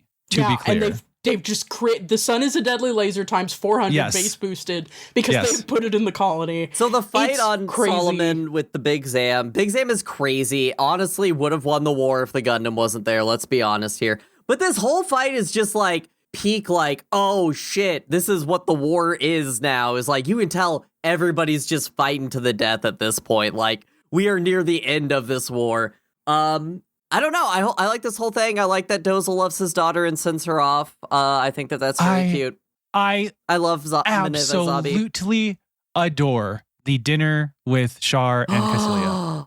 I It's love so that good. scene Whole so scene. much. Talk about it, Brian. Just talk about your girl, your self-insert, Caesilia. So Caesilia is what I like to call proto Haman. Yep. Because there's a character that is basically Kycilia later in Zeta Gundam. Her name is Haman Karn, and she's my favorite. But anyway, I love everything about Kycilia in this. I love all of the plot points that concern Kycilia. She's like I say this all the time. I love women who are bad and wrong and evil and have problems. OSG, we support women's wrongs. We support women's wrongs. Just the drawing of this is really incredible. We see we see Char like take his helmet off. And in the show, it's definitely not the first time we've seen his face, but I think in the movies, this might be the actual first time we see his face and his eyes. No, it's the second time, but the only other person who's seen it is Sayla. Oh, okay, right. Because he takes it off the first time they interact. The way he's drawn in this, like he's visibly incredibly like afraid. Like that's how I read him in this scene. This is like a very adrenaline pumping. His hands in an interesting way. Yeah, exactly. Like there is energy there. And I just love the way Kycilia just drops all pretense and is like, all right, so you want to kill all my family. By the way, I hate my brother. Yeah. She's like, listen, if you're taking him off, start there. Yeah. Because I feel like she really has the confidence that even if she sets him off as like a heat-seeking missile at her brother, she has the confidence that she will evade. And that is the fatal confidence, right? You're not going to evade. Unfortunately, he paints all his shit red and he moves 3 times faster. But then another W, she ends up doing that on her own anyway. And that also rules. We can't talk about it yet because I have to pop for 5 minutes uninterrupted. Anyway, a bunch of shit is happening here. Before this is when we get Giran and Big Daddy talking about eugenics, talking about Hitler. Hitler lived in the Middle Ages, didn't he? And it's the first time we're seeing like there is a ideology disconnect between the father, the supreme leader, and his most powerful son that's remaining, Giran. And this sets up later when they set off the big laser, Giran is trying to outmaneuver his son by starting peace talks with the Federation. Not Giran's unfortunately, the son. Oh, yeah. The Big Daddy is trying to, he's trying to outmaneuver his son. He puts himself directly in the path of the laser by trying to initiate premature peace talks. Oops. Well, some might say really a good time to have peace talks when you're about to lose everything, which Zeon is great at doing. Yeah, so they shoot that, and it kind of just evolves into, like, rats scurrying from a sinking ship at that point, because Kycilia, hey, your dad's dead, by the way. Guy in front of you in our weird command center, they're gossiping. I love the way that they show her on screen understanding that patricide has just been committed. Mm-hmm. Yep. That it was not an accident, that it was not bad timing, that it was not tragic, it was intentional. I love the zombie siblings so much, just their entire bullshit, because like Giran is taking a calculated risk because he says it outright. He basically confirms, I did it and I knew. And he's like, you won't actually shoot me because now I'm the de facto leader. And what he didn't hear is his dad saying, they shot Hitler. Hitler shot Hitler, but they shot Hitler. He said his own followers kept trying to kill him. And the thing is, he goes out of his way to belittle her when he answers that question, right? And if you're gonna do that, you have to get the comically long fratricide pistol. You just gotta. I think it's a rifle. I think she domes his ass with a rifle at close range. That handgun shows up in Gundam. That is a very long handgun with a very long holster. I promise you. She always has it on her hip. It's hilarious. It's so funny. Oh, that's really good. That's like the fucking scoped 44. What are you doing? Kycilia is very fun because like her entire shtick is she's the like stealthy, I know what's going on kind of girly. Mm-hmm. And in this she's like, don't tell everybody to evacuate until I'm gone. 15 minutes, okay? But I'll ensure that you're okay too. And he's like, okay, cool, great, okay. I love this fight. Love that part. The Zeong. So the Gundam's running around, cleaning up. Amuro is in his zone. We also have, hey guys, what if we just crashed the white base because it got shot, and then we all went hand to hand crazy on that shit? This is the sequence of people losing their mechanized armor and having to just be small people in this huge conflict it goes crazy. It goes crazy. The Gundam like losing body parts until like very noticeably basically the core fighter is all that's left. Made me. I am a classic RX-78 hater. This made me emotional, I will say. Exactly. That was the moment when I was like, I wish I had that small kit. There's that specific moment right before he ejects. Guys, the Gundam helped him. I swear to God. It's real. The Gundam had feelings in this moment. There's an interesting thing happening here with spirituality in the show, right? Yeah. And I was a little frustrated by it with Lala because there's very much exoticism going on with her. Like, she touches her bendy to activate her psychic powers. And later it like shoots a crystal beam. Yeah. Yeah, and it's weird because the bendy, it indicates a chakra. It is associated with the third eye, but it's more significant religious and culturally, and it's not something you're touching all the time. You don't activate it. You don't activate your bendy, I must say. But like, there's some weirdness with spirituality because I feel like Amuro is the only one who like, and I'm gonna be off base with this because I don't know a lot about Shinto, but Amuro seems to be the only one who treats the Gundam as if it has something to respect in it that is like a spiritual being, that is like a god, the way that sometimes like trees over 100 years are revered that way. Like, Amuro seems to put a almost spiritual respect on the Gundam that no one else does, and everyone else is telling him like, you don't have the skill, you depend too much on your Gundam. And it's like, in that moment, it's almost repaid. It's like, yeah, you did give obeisance to the Gundam. Yeah. We didn't talk about it, but something that comes up in the series and it addresses very well, and Char postulates it, which is it the Gundam or is it Amuro that is pulling the weight? And a lot of people say in the series that it's the Gundam because obviously, you know, it's made of Gundanium. By the way, Nico, officially it's made of Gundanium. It has beam I'm weapons. Aware of Gundanium. It's basically so OP. It's 2 generations ahead. Suits will eventually catch up with the Gundam, right? But when Amuro has to prove that he is as good of a pilot without the Gundam, and he does, and then Char is like the opposite, right? All through the series, Char uses the everyman soldier mech. It's painted red, but for the speed boost. Except for in later series, at this series, they're not saying, yeah, we put a hyped up engine in it, or yeah, we fine-tuned it for you, boss. It's just the red one. And Char is the pilot skill will overcome the machine, but he keeps losing the machines. And so when he gets to the Zeong, which is finally a weapon system that could match the Gundam, it's powerful enough to punch through the Gundam. He's finally, both of them through their arcs, through these 3, as pilots is very interesting because Char is coming from I've always just been a good pilot by pushing a machine to its limit and leaving it behind. If it can't keep up with me, it's worthless. Versus Amuro, who is like, I found one machine. She's my special baby. I love her so much. She's going to be my everything. Literally tends to the Gundam, repairs the Gundam. Like, he puts a lot of himself in the Gundam, and I feel like he gets it back. But it also, it evokes that it doesn't have to be an animate being. The Gundam doesn't actually have to have a sentience to be a being that is important.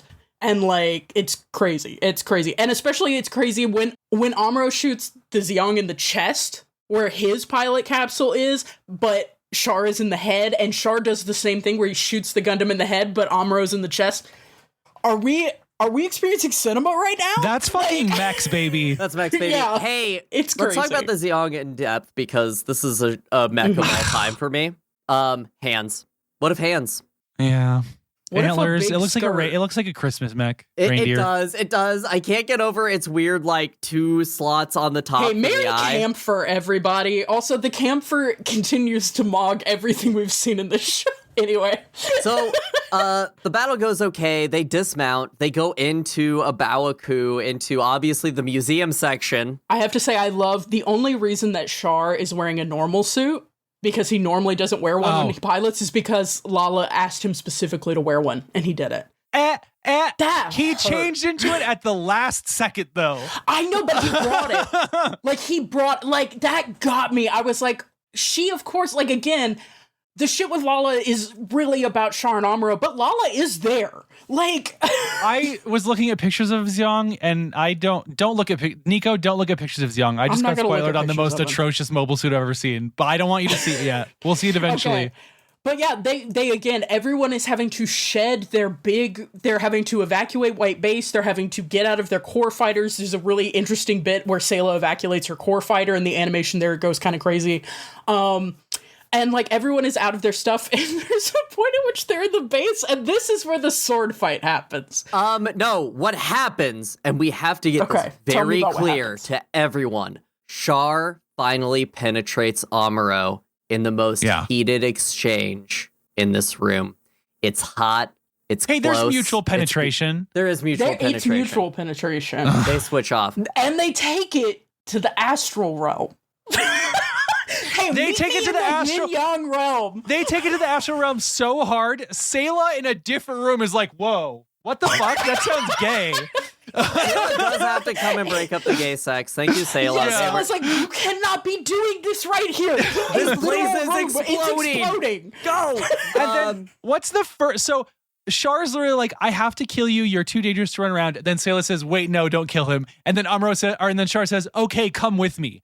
This is gay. Run away with me. Anyway, no, I do love that, like, one thing Sayla keeps saying is you two, she says you two of all people should not be fighting, which is so interesting to me because I think something that goes unaddressed, there's a throwaway remark Kai makes when they're on Earth and Amuro goes to find his mom, which is like, oh, elites live on Earth. I'm used to thinking of, people who have a home on Earth are elites. But Amuro's always been in this weird position where he spent most of his time growing up in one of the colonies. So he's not really from Earth in that way, like his parents are. And his mom lives there, but he grew up on this side, he moved here, and like, he feels like this interstitial character, this character who's caught between worlds. And it feels to me like Sayla is almost saying in this moment, not only are you both new types, you may be conceptualizing Amuro as something tied to the Federation in a way that Amuro really isn't. He really doesn't want to be in the military. Is seeing Char as someone who's tied to the zombies in a way that he isn't. Yeah, it's really crazy. And again, women having to come in and go, you are not relating to each other. You don't know how to do intimacy without stabbing each other. It's crazy. It's also crazy that Amuro went for the kill. He went for the faceplate and Char caught him in the arm. Like, anyway. We can't keep talking about this. They break apart. Char has one last piece of business, which is to... He has a side quest to finish. He has a side quest. This is a main quest. This is a main quest. Cassili's escaping. He comes out in a jetpack with a rocket launcher. The greatest scene in Gundam. To you, dear Garma. Blaster. What the fuck? Straight through the head. Anyway, on the other side of this, the White Base new types have all connected and said, we got to get off ship.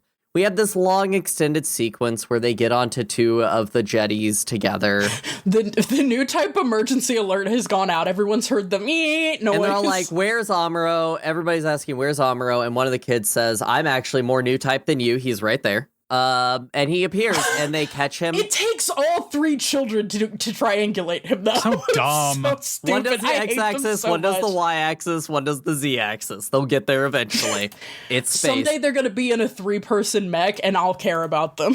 At the conclusion of this fight, a peace treaty is signed and the war comes to an end with Side 3 still independent and Earth still independent, but having taken back its space holdings. Yeah, and that is the end of Gundam. This show walked so Godzilla -1 could run. Literally, all I have seen so far is people. Sayla says the thing. Sayla says people shouldn't sacrifice themselves just to be convenient. And like, Amuro gets out. He gets everybody out, and then he gets himself out. Again, it's like, don't throw yourself into the arm of a Gundam with a grenade. Do not fly your core fighter into another ship. Do not plow yourself into White Base. Like, go home. You have a place to go back to. And then he lived happily ever after, and everything is totally fine in Zeta Gundam. Yeah, but what gets me is he didn't, right? Because one of the things that Lala says when they're having a breakdown in the astral plane is she's like, there's no one in your life. Like, your mother hates you. Your father is crazy. Like, you have no one. Yeah, we're gonna know. It'll be really good and fine. And Amuro's totally cool. Right. Fine. I'm Don't worry so about it. glad. I'm glad to hear that. Alice, I did my homework. Here, Alice. No, I need to give a book report very quickly. No, I'm about to call gave me through 6. them. We have to all talk about them, you dumb bitch. Alice is like, shut the fuck up. You're giving your book report when I say you will. Okay, I haven't called yes, you up ma'am. to read your book report. Yes, So we have to ma'am. go over some suits that didn't appear in the compilation movies, but are critical because, hey, what we're doing here is rating the goddamn Mechs. Nico, I gave you some homework, and as you explain what your thoughts on these, me and Brian will give ours. So if you could come to the front of the class and give your report on your assignment. Hey everyone. 6'7". I love being in school. Sorry, this is nothing. Anyway, I come to the front of the class. I've got my lined sheets of paper. I shuffle them around and I say, the Zachrello, which is my best run at that. Thank you. This thing looks like Hitmonlee from Pokemon, but yellow. It has knives for hands. Stupid. The gun tank in space is funny, though. That's my note on that. What The have y'all got? Zachrello is, I'm so glad it got cut from the movie. That's all I'll say. I like him as a dude. He's a funny little guy. He looks like a bee, an angry bee. That's fun. It's what the gal swallowed. Right. Brian, what's This your vibe? looks the most to me like the Headless Warrior. I'm all right with it. Yeah. It's whatever. I did have the I see thought that. because this looks the way it does, and because Hitmonlee looks the way it does, I feel like this is alluding to like a Japanese traditional monster or something. Yeah, like probably. a figure that's been drawn before. That's a good. But That's a I good can't. pull. Yeah. I can't pull it. Right. No, me I don't neither. know what it is. So I get All that. right, next. Big Row. I shuffle my sheets of paper. Big row. Evil hat. Some kind of crab. Stupid. It's funny when it kidnaps Amuro with its little arms, though. That's my note. What have y'all got? Same. Like basically, that's my thought. Also, It's a silly little guy. I like other series that try and repair the mobile armors. That's what I'll say. The mobile armors are all like, I can't wait until these are done better in another series. Yeah, there's a lot of transformative work potential for people who want to draw mechs and just like bringing these babies home and nursing them back to health. The Bra Bro. All right, Yeah, I like Bra-Bro. multiple pilots. Bra-Bro, this thing has some funky gills going on. It's like a shark bullet with limbs. I like its noise and its tentacles. All right, y'all. It was in Gundam Evolve. I need to make a submission that needs to figure into the Bra Bros canon and history because I know that we're not watching G-Quux as part of the 1 year pod. The Bra Bro. Inshallah, I will never watch it. The Bra Bro is piloted by Shaliable. And I am going to post him really quick. This is Bra. I think I know this is, who this is. This is Bra Bro Shaliable as he appears in Gundam 0079. Shaliable is also in G-Quux. This is the version of Shaliable that made it into G-Quux. I am literally mentally unwell about this man. Dilf alert noise. Now, this is the version of the Bra Bro that ended up in G-Quux. It is called the Kikuroga. I don't know why they called it a different thing. I Because do. Bra-Bro sounds stupid. I'm just gonna be real. It What the fuck? Hey, listen to me. It throws itself up. Like a sea cucumber? Yes, I am obsessed with this thing. Alice is pissed because she hates it, but I'm obsessed with this thing. Me and Brian are the same kind of freak, unfortunately, for Alice. She frequently gets freak outvoted because we're on the same frequency. This mobile suit is like one of my favorite things in G-Quux. It is so weird. I am obsessed with it. Do you ever throw up a standing man emoji? Yes. This is insane. Okay, I'm seeing the vision. What the fuck? Anyway, yeah, that's the Bra Bro. I shuffle my things around. I'm like, okay, Adzam. This is Metagross. Again, it makes me feel like there's a Japanese like folklore shape that I'm not familiar with. Anyway, this guy's weird and he makes an electric chain cage. Shout outs to Big O because he has like a chain anchor thing he shoots out. I think it's supposed to maybe bring to mind like the Kusarigama or whatever weapon it is that has like a chain and a dagger and then it has something else on the end. Anyway, it's present. The last thing, I shuffle my paper to the end. This is a visibly nicer piece of paper. It seems to be drawing paper. I say the ball. I say I would die for her. The only kit I want from this series. And I turn my book report around where I've lovingly drawn the ball. Okay. Interesting. End Thank of you for book bringing report. that. I sit down. Oh, okay. I didn't dismiss you, but all right. I'm sitting down. So I thought it was worth just going over those because we're getting to a special part of the episode. I haven't had formal training. What happens here? We've got to rate these goddamn mechs. So And you slap me as you say there's that. a lot of these. I've linked you. We slap. So I gave you the list from thankyou.gundam.fandom.com, which is unfortunately actually an okay resource. Thank you, Gundam fans. A list of all of the mechanics. Unfortunately, we can't, not in contention, every fucked up little ship that Zeon made, every little scuttle ship, every little jumper, all the little hovercrafts that the Federation makes, the weird little dollop ships. We didn't even talk about the Gallop that Rombaral drives around with his wife. The Gallop! That they then take the tops of Magellan tanks and put on top like a weird spinning thing. Hell yeah. Let's go. I cannot. We would have to do another podcast for me to talk about the mechanics of just the war machines of Zeon and Federation. Can't do that, but I just want to say that's my favorite part of Gundam. We got to talk about the mechs. So look through this list, think about them, talk about the ones you liked, talk about the ones you didn't like, kind of give some examples. But at the end of the day, you got to give me a score of 1 out of 10. Rate these goddamn necks. The necks? I'm going to go first. Rate these Gundam necks. So on the record, I don't usually like the Gundam. This is no exception. The RX-78 is like, I respect Grandpa. I understand he's iconic. I understand there's a lot of machines I do like that would not exist without him. However, he does not do it for me, and that is sad. So that's just kind of a meh. Real. Generally, most of the Zeon suits I jive with. I will always adore Zaku. This is known. I love Zaku. I love Zaku 2.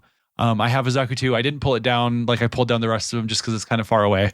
Real. But I love the Dom, and I also have a Dom. I love the Zagok. I also have a Zagok. So if I were to judge this on a Nico level, since I already have several kits, and I actually have some unbuilt kits, I have a GOG kit as well that I just haven't built yet.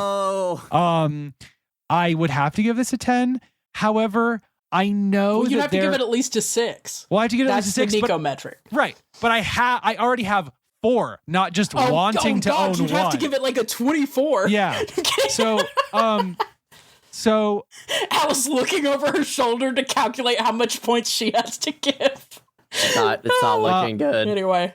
Unfortunately, there is, I already know my favorite mobile suit of all time. I don't think, even though there's a lot of one-year pod stuff I haven't seen, I don't think any of it's going to change my mind. And that is a mobile suit that appears in Zeta Gundam. And so I cannot give this as high of a score as Zeta Gundam.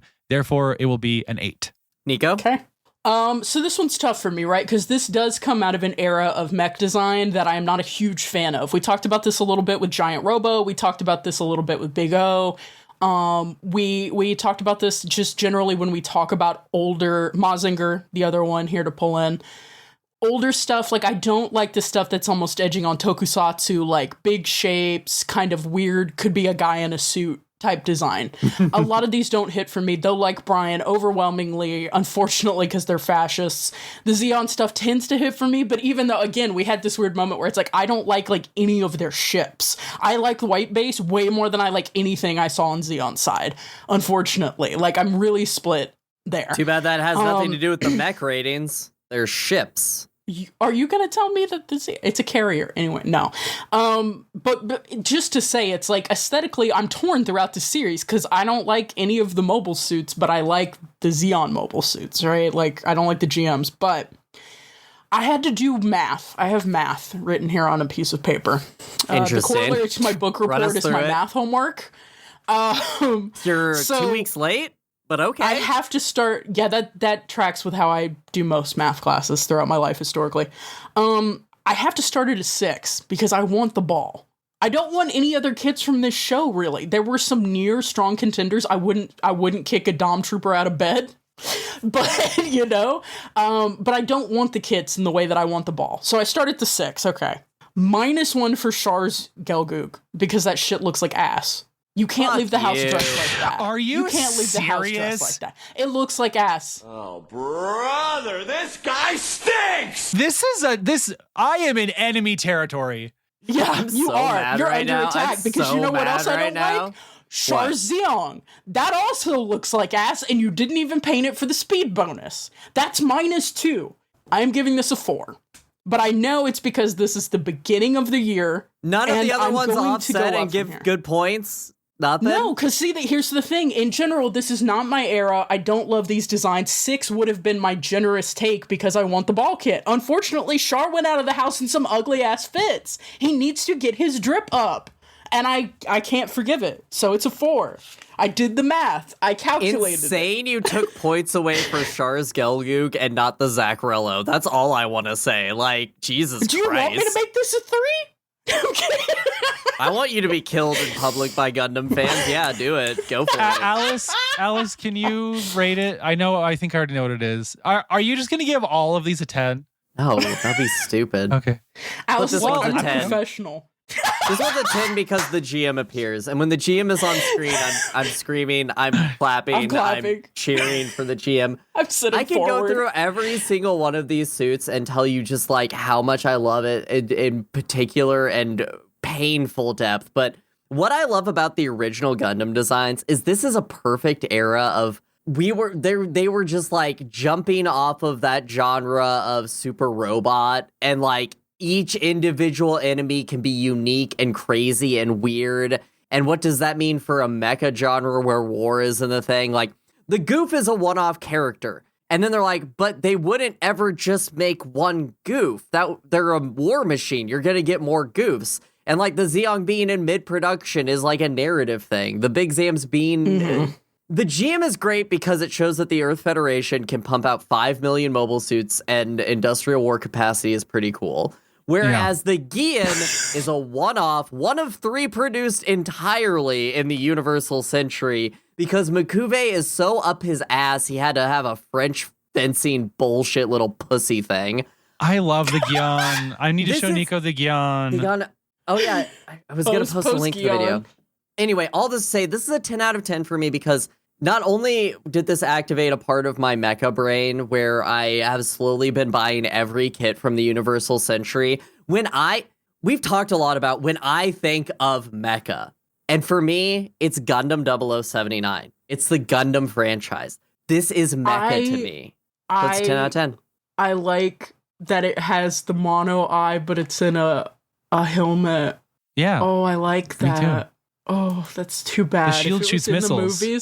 If it was in the movies, you would have gotten a 5 out of me, I'm afraid. Unfortunately, disqualified. Because it wasn't in your homework? I'm sorry. Because it wasn't in my homework. Next Sorry, time I you're only watching did all the 43 reading. episodes of a canceled show. Anyway, let's head to the break, and when we come back, we will have a silly little game to play. Yay!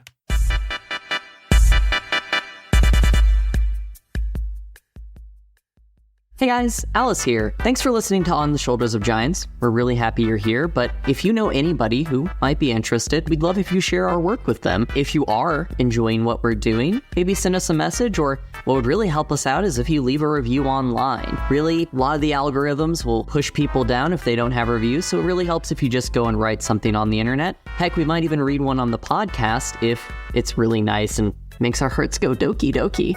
So if you could do that, maybe do it, and thanks again for listening. Now, back to the show.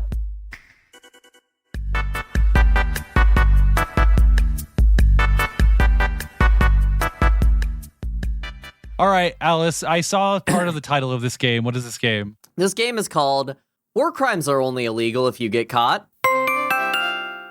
So something that Gundam is known for is how it approaches war as a messy, fucked up, destructive force that leaves everyone, even tangentially related to it, hurt. I, the game master, am going to ask some questions about the war crimes,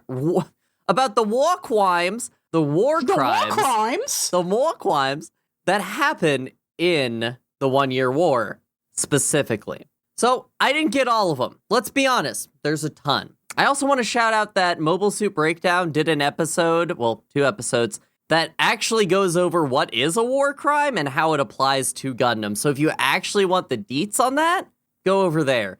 What I will say also is that in this universe, they have the Antarctic Treaty. They never say the Geneva Convention doesn't exist anymore. People use that as a cop-out. That's all I want to say. Yeah, Antarctic Treaty seems like it might be a corollary to the Geneva Convention, but we don't get anything else.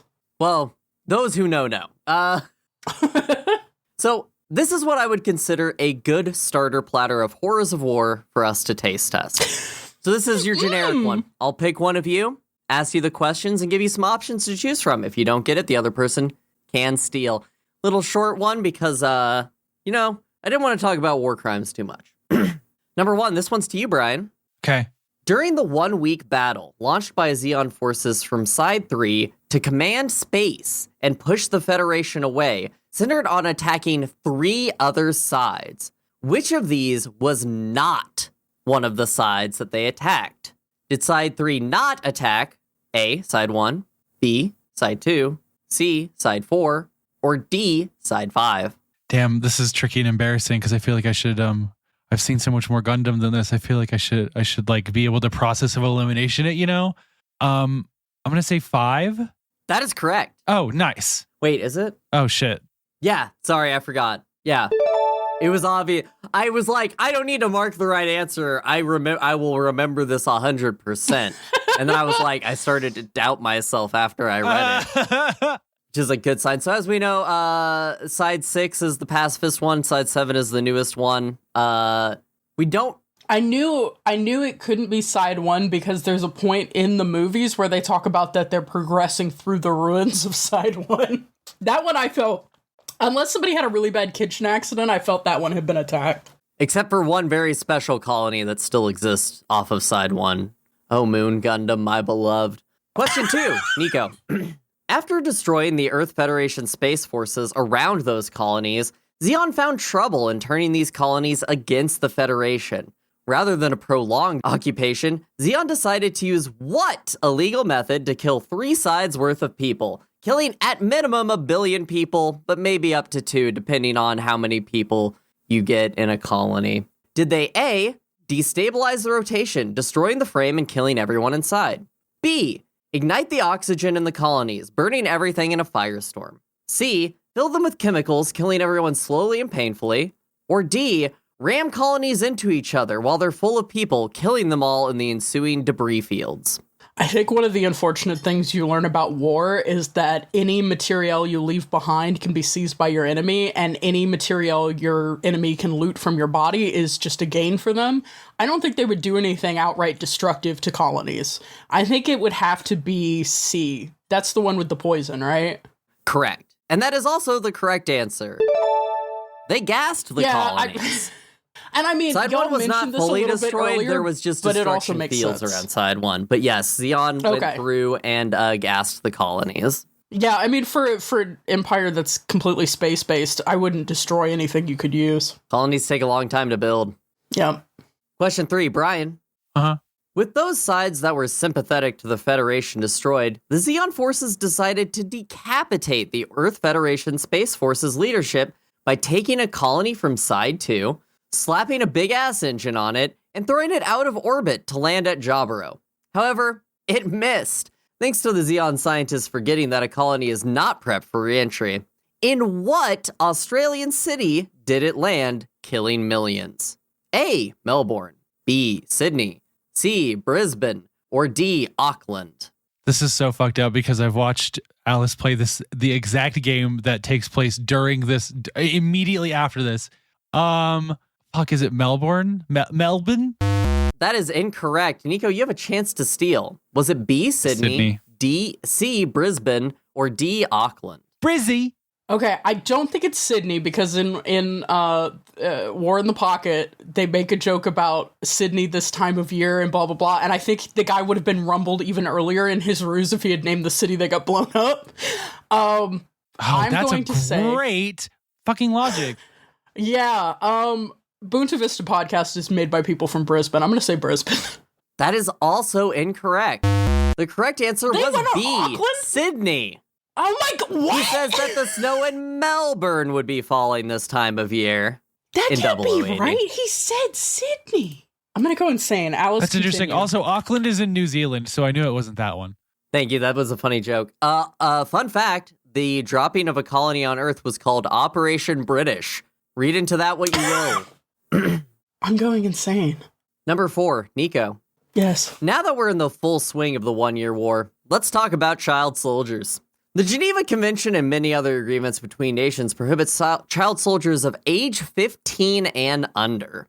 Which of the following pilots on White Base fits the definition of child soldiers? A, Amuro. B, Kai. C. Sayla, or D. All of the above? I don't know how old Sayla is. You know what? We know she's younger than Char. She's a little sister. Emoto confirmed. But I don't know how old Char is. He could be anywhere from 19 to 47. Nobody can know. No one knows. He's always wearing that damn hat. I'm gonna say D just to hedge my bets. That is incorrect. Brian, Yep. which one of these three is a child soldier? A. Amuro, B. Kai, or C. Sayla? Wait, sorry. The question is, which of these is a child soldier? Yes, which of these is a child soldier? Oh, okay. The legal definition of 15 and under. Kai? That is also incorrect. The answer is Amuro. While he does have a birthday while on White Base, becoming 16 years old, he starts as a 15-year-old. Kai is 22, and Sayla is 17 in the original series. Kai's 22? I would have guessed 11. Okay, I've done some investigative research, and what I've determined is that motherfuckers be stupid. Because it both is Sydney, of course, where the colony is dropped, and also he says Sydney would be covered in snow this time of year. So technically we're both right, but it's because one man is stupid. No, it's because his family lived there before the war, and it doesn't exist, and that's why he's fighting for the Federation. I think people might be stupid, Alice. Okay. Can you let men be anything they want to be, including stupid? Shout out to Ryu, who is also a child. No, not Ryu. Hayato. Obviously a child, but he's also a child soldier. Kobayashi, also a child soldier. Brian, back to you. Yeah. White Base and Char weren't the only ones pushing legality in warfare. During the 1 Year War, a myriad of silly little war crimes were committed. At one point, Zeon developed a fake GM suit to be used for infiltration and subterfuge, this being a false flag attack weapon. What did Zeon name this silly little guy? Was it A, the G-Moof?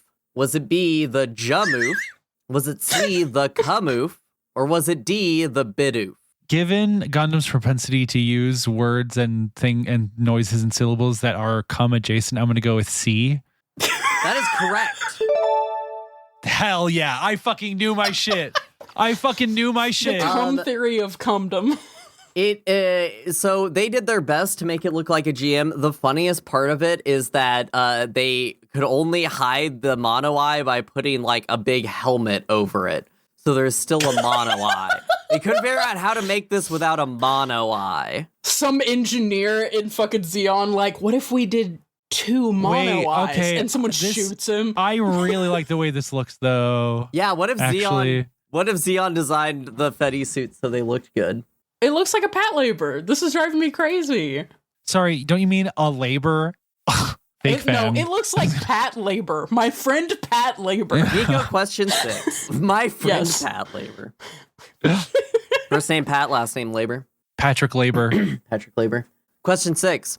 There were a lot of small war crimes happening across the 1 Year War. During the waning part of the war, when Zeon retreated to space, what crime did the Federation commit most often? Consider the entire UC. So everything in the 1 Year War. Things you haven't seen. A, sending POWs to work camps, forcing them to work mines to supply the war effort. B, punishing villages and towns that supported Zeon by destroying them. C, accepting surrenders from hold-up remnants and using that as a chance to kill them. Or D, shooting down unarmed ships ferrying soldiers and equipment back to space. Which one happened most often? Shit. I don't think it's the first one, because that opens up a lot of opportunity for sabotage. I don't think it's collective punishment of the civilian population, because the numbers on population given in the series, I think 1 are inaccurate, but 2 are crazy. I think it has to be shooting ships that are departing, carrying supplies and soldiers. That is correct. Yep. It's actually a major plot point in the 08th MS team. Damn. It's also pointed to why, like, a lot of the remnants are like, oh, if we tried to escape, they would have killed us before we could get out. Yeah, that's why you can't do false surrenders and shit like that. It undermines the... Yeah, anyway. All right, guys. You're going to need something to write down for this one. I'll pull off my math homework. This is going to be our last question, so get ready for this one. Okay.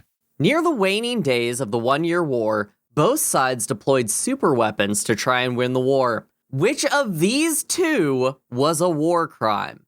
1, the solar ray, or 2, the solar system? Do you remember which is which? Yes, I do. I do. I have my answer. Are we holding it up to the camera when you say, or? When I say. Yeah. Okay, I'm ready. All right, hold them up now and tell me your number because this is a podcast. Solar ray. I did solar array also. That is correct for both of you. Yay. Now there's a special kind of question. Bonus question. Why was that a war crime and not the other one? Oh, I have it. I know it. Okay, go, Brian. Bri. Was it because they displaced 1 million people from their homes in order to use it? That is part of it. I'll give you points for that. My guess was going to be that because the path of destruction was so great, there's no way to actually target it. So it was targeting both civilian and military targets. The war crime I went with is it's a war crime to kill a diplomatic mission, which they were currently in the process of. Oh, do you ever do an own goal at war crimes? Could you kill your own diplomatic mission? But yeah, they displaced an entire colony, which you can't. Hey guys, you can't do that. So totaling up the points, you'll never guess.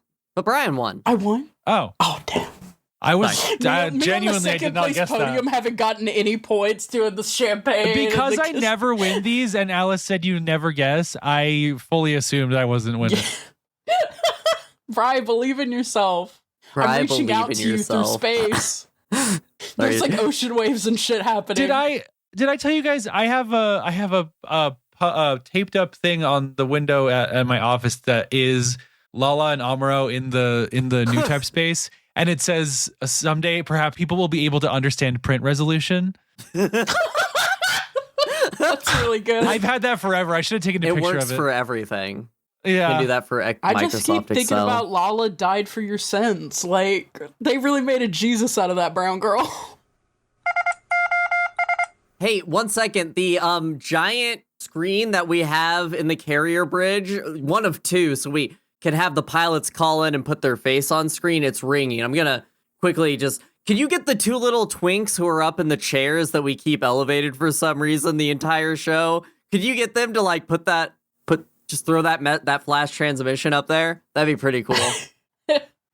Who do we want to read this one? I have it pulled up. Can you be my comms officer? I'm in the Gundam. I'm fighting for my life. What flash transmission is coming in? I'm the butchest woman you've seen. I look like Ramba Raw. I'm like a rectangle, but for some reason I'm in the pink miniskirt uniform. What? Anyway, who is oh my god, I just forgot every name from Heaven Will Be Mine. Lunaterra? Yeah. Yeah. Who's Lunaterra's comm officer? I'm the Lunaterra in this situation. Fucking forget. Of course you are. All right, so we got a beautiful message in from listener Tony. It goes as follows. So, listening to this episode, this was about the Heaven Will Be Mine episode, and now I very much need to play this game/visual novel. The way they talk about how culture affects the world and even physics around you is amazing, and I fucking love when queerness investigates and permeates realities in ways that are beyond just simple matters of individual gender presentation and attraction. Just load me up with all of that shit at all times. Big same. Made me think very much of a, unfortunately not mech book series by Yoon-Ha Lee, which has gotten the aggregate title of Machineries of Empire. In this series, they have a whole system of space magic that works because regions of space hold to an imperial calendar of cultural practices, observances, and beliefs. In these calendric regions of space, formations of humans and ships can create alterations to local physics for the benefit of generally military campaigns against heretical calendars and other systems with timekeeping and cultural influence. It's really fucking neat, and also a very queer book series that explores a lot about identity and just generally othering forces within a society and the divides and conflict created. Anyway, I fucking love your podcast and the fact that I have nearly 50 more episodes I get the joy of listening through. Heart emoji, heart exclamation mark emoji. Goodbye. I love you, Tony. Tony. Goodbye. We love I you love too. you. We love you too. Thank you so much. This was really thoughtful. I was immediately excited about this. I think Nine Fox Gambit is one of those books that's held up next to like Arcady Martine's books and next to the Ancillary Justice series. Bri, would you agree with that? Yeah, I've heard that too. And the ancillary books are some of my favorite ever. Why did created, you only so, ask Brian? I've read a book. Because you've read 5 books this year. I read 5 books I love this you. year. I That's love very you. I'm big for proud me. of you. I love that for you. I'm not. No, I will trying to say, be condescending. not because of this, but because of this mail, I did order this because I needed a new book. So I will be jumping into this series. No, this sounds great. I read the synopsis and I was like, I just kind of want to see. I love a silly little sci-fi doing a silly little new thing, you know? Oh, it's so silly. I bet it's so silly. I will say one thing that we had, and I mean early, like July 27, 2023, that I threw in as an ebook into our server was a novella by Yoon-Ha Lee. It's called Phoenix Extravagant. That is Mechs. It's about a calligrapher who works on the calligraphy that makes an Imperial war machine run. And I definitely think we should check it out. I think it would be really cool. So Like, that's people doing calligraphy think that shit is happening when they're just writing one letter. Listen, I had a friend who went to Chinese school every Saturday, and the main thing that he got out of that, he spoke Canto and they wanted him to speak Mando. Anyway, the main thing he got out of that is he became like crazy good at calligraphy and did like beautiful decorations for the holidays and shit. And I've been jealous of that since I was literally in 5th grade. So I believe it. Tony, thank you for writing and thank you for listening. I truly appreciate your kind words. They do mean a lot. If you go through the backlog, please skip the Price of Smiles episodes. I beg you, please. You Don't deserve skip so them. much better. Don't skip If you them. are going on a road trip specifically to somewhere you don't want to go, it's the holiday season, or it has been just recently. If you are traveling home from a holiday event that was horrible, listen to The Price of Smiles. We'll be right there with you. So will Princess Yuki, who is also suffering as much as you are. Yep. Even though I'm gonna drag her in the street and eat her. But no, I mean, thank you. I love to get book suggestions. I will read these on my own. And like I said, if I can squeeze in any more Yoon-Ha Lee, because we know she has a novella that is Mech, I would love to. So We I'm know excited you're for out there, Yoon-Ha Lee. that. We're coming for you, Yoon-Ha Lee. Approaching at speed. And that's this episode of On the Shoulders of Giants, where we discussed Mobile Suit Gundam. Any parting thoughts, you two? Y'all look like you're having podcast troubles. This is no time to discuss philosophy. I'm slapping you all on the bridge. Thanks for listening. Pilots, remember you can reach out for advice from the team at our email, questions@osgpod.com. And non-pilots can send general questions or feedback to the same address. You can also catch up with us on social media, links in the description for updates and more. You can also find a link to the show Discord to discuss Gundam and many other fun things. Come hang out. And I do just want to say, I really hope we get some emails for the Gundam series. Y'all, send me your most unhinged Gundam takes. Honestly, I want to talk your Gundam theories, your weird one-offs. Send me a Gundam email. Please, good God, I want to talk it. Join us in any of the 3 corners we've already established. The estrogen corner, the estrogen corner, the Lala as Zendaya corner, and what was the third one? I don't remember. It was Alice's, and I feel bad now. It was something unhinged, but I think it was military. Probably. Make sure to check back in 2 weeks where we'll be discussing Nico's Mech Now Just Watch. Until then, goodbye. I love you. Goodbye, I love you. Goodbye, I love you. And as I say it, I'm crying and I'm bouncing around an elevator. Dude, when Mirai was just crying and bouncing around, that went. It was insane.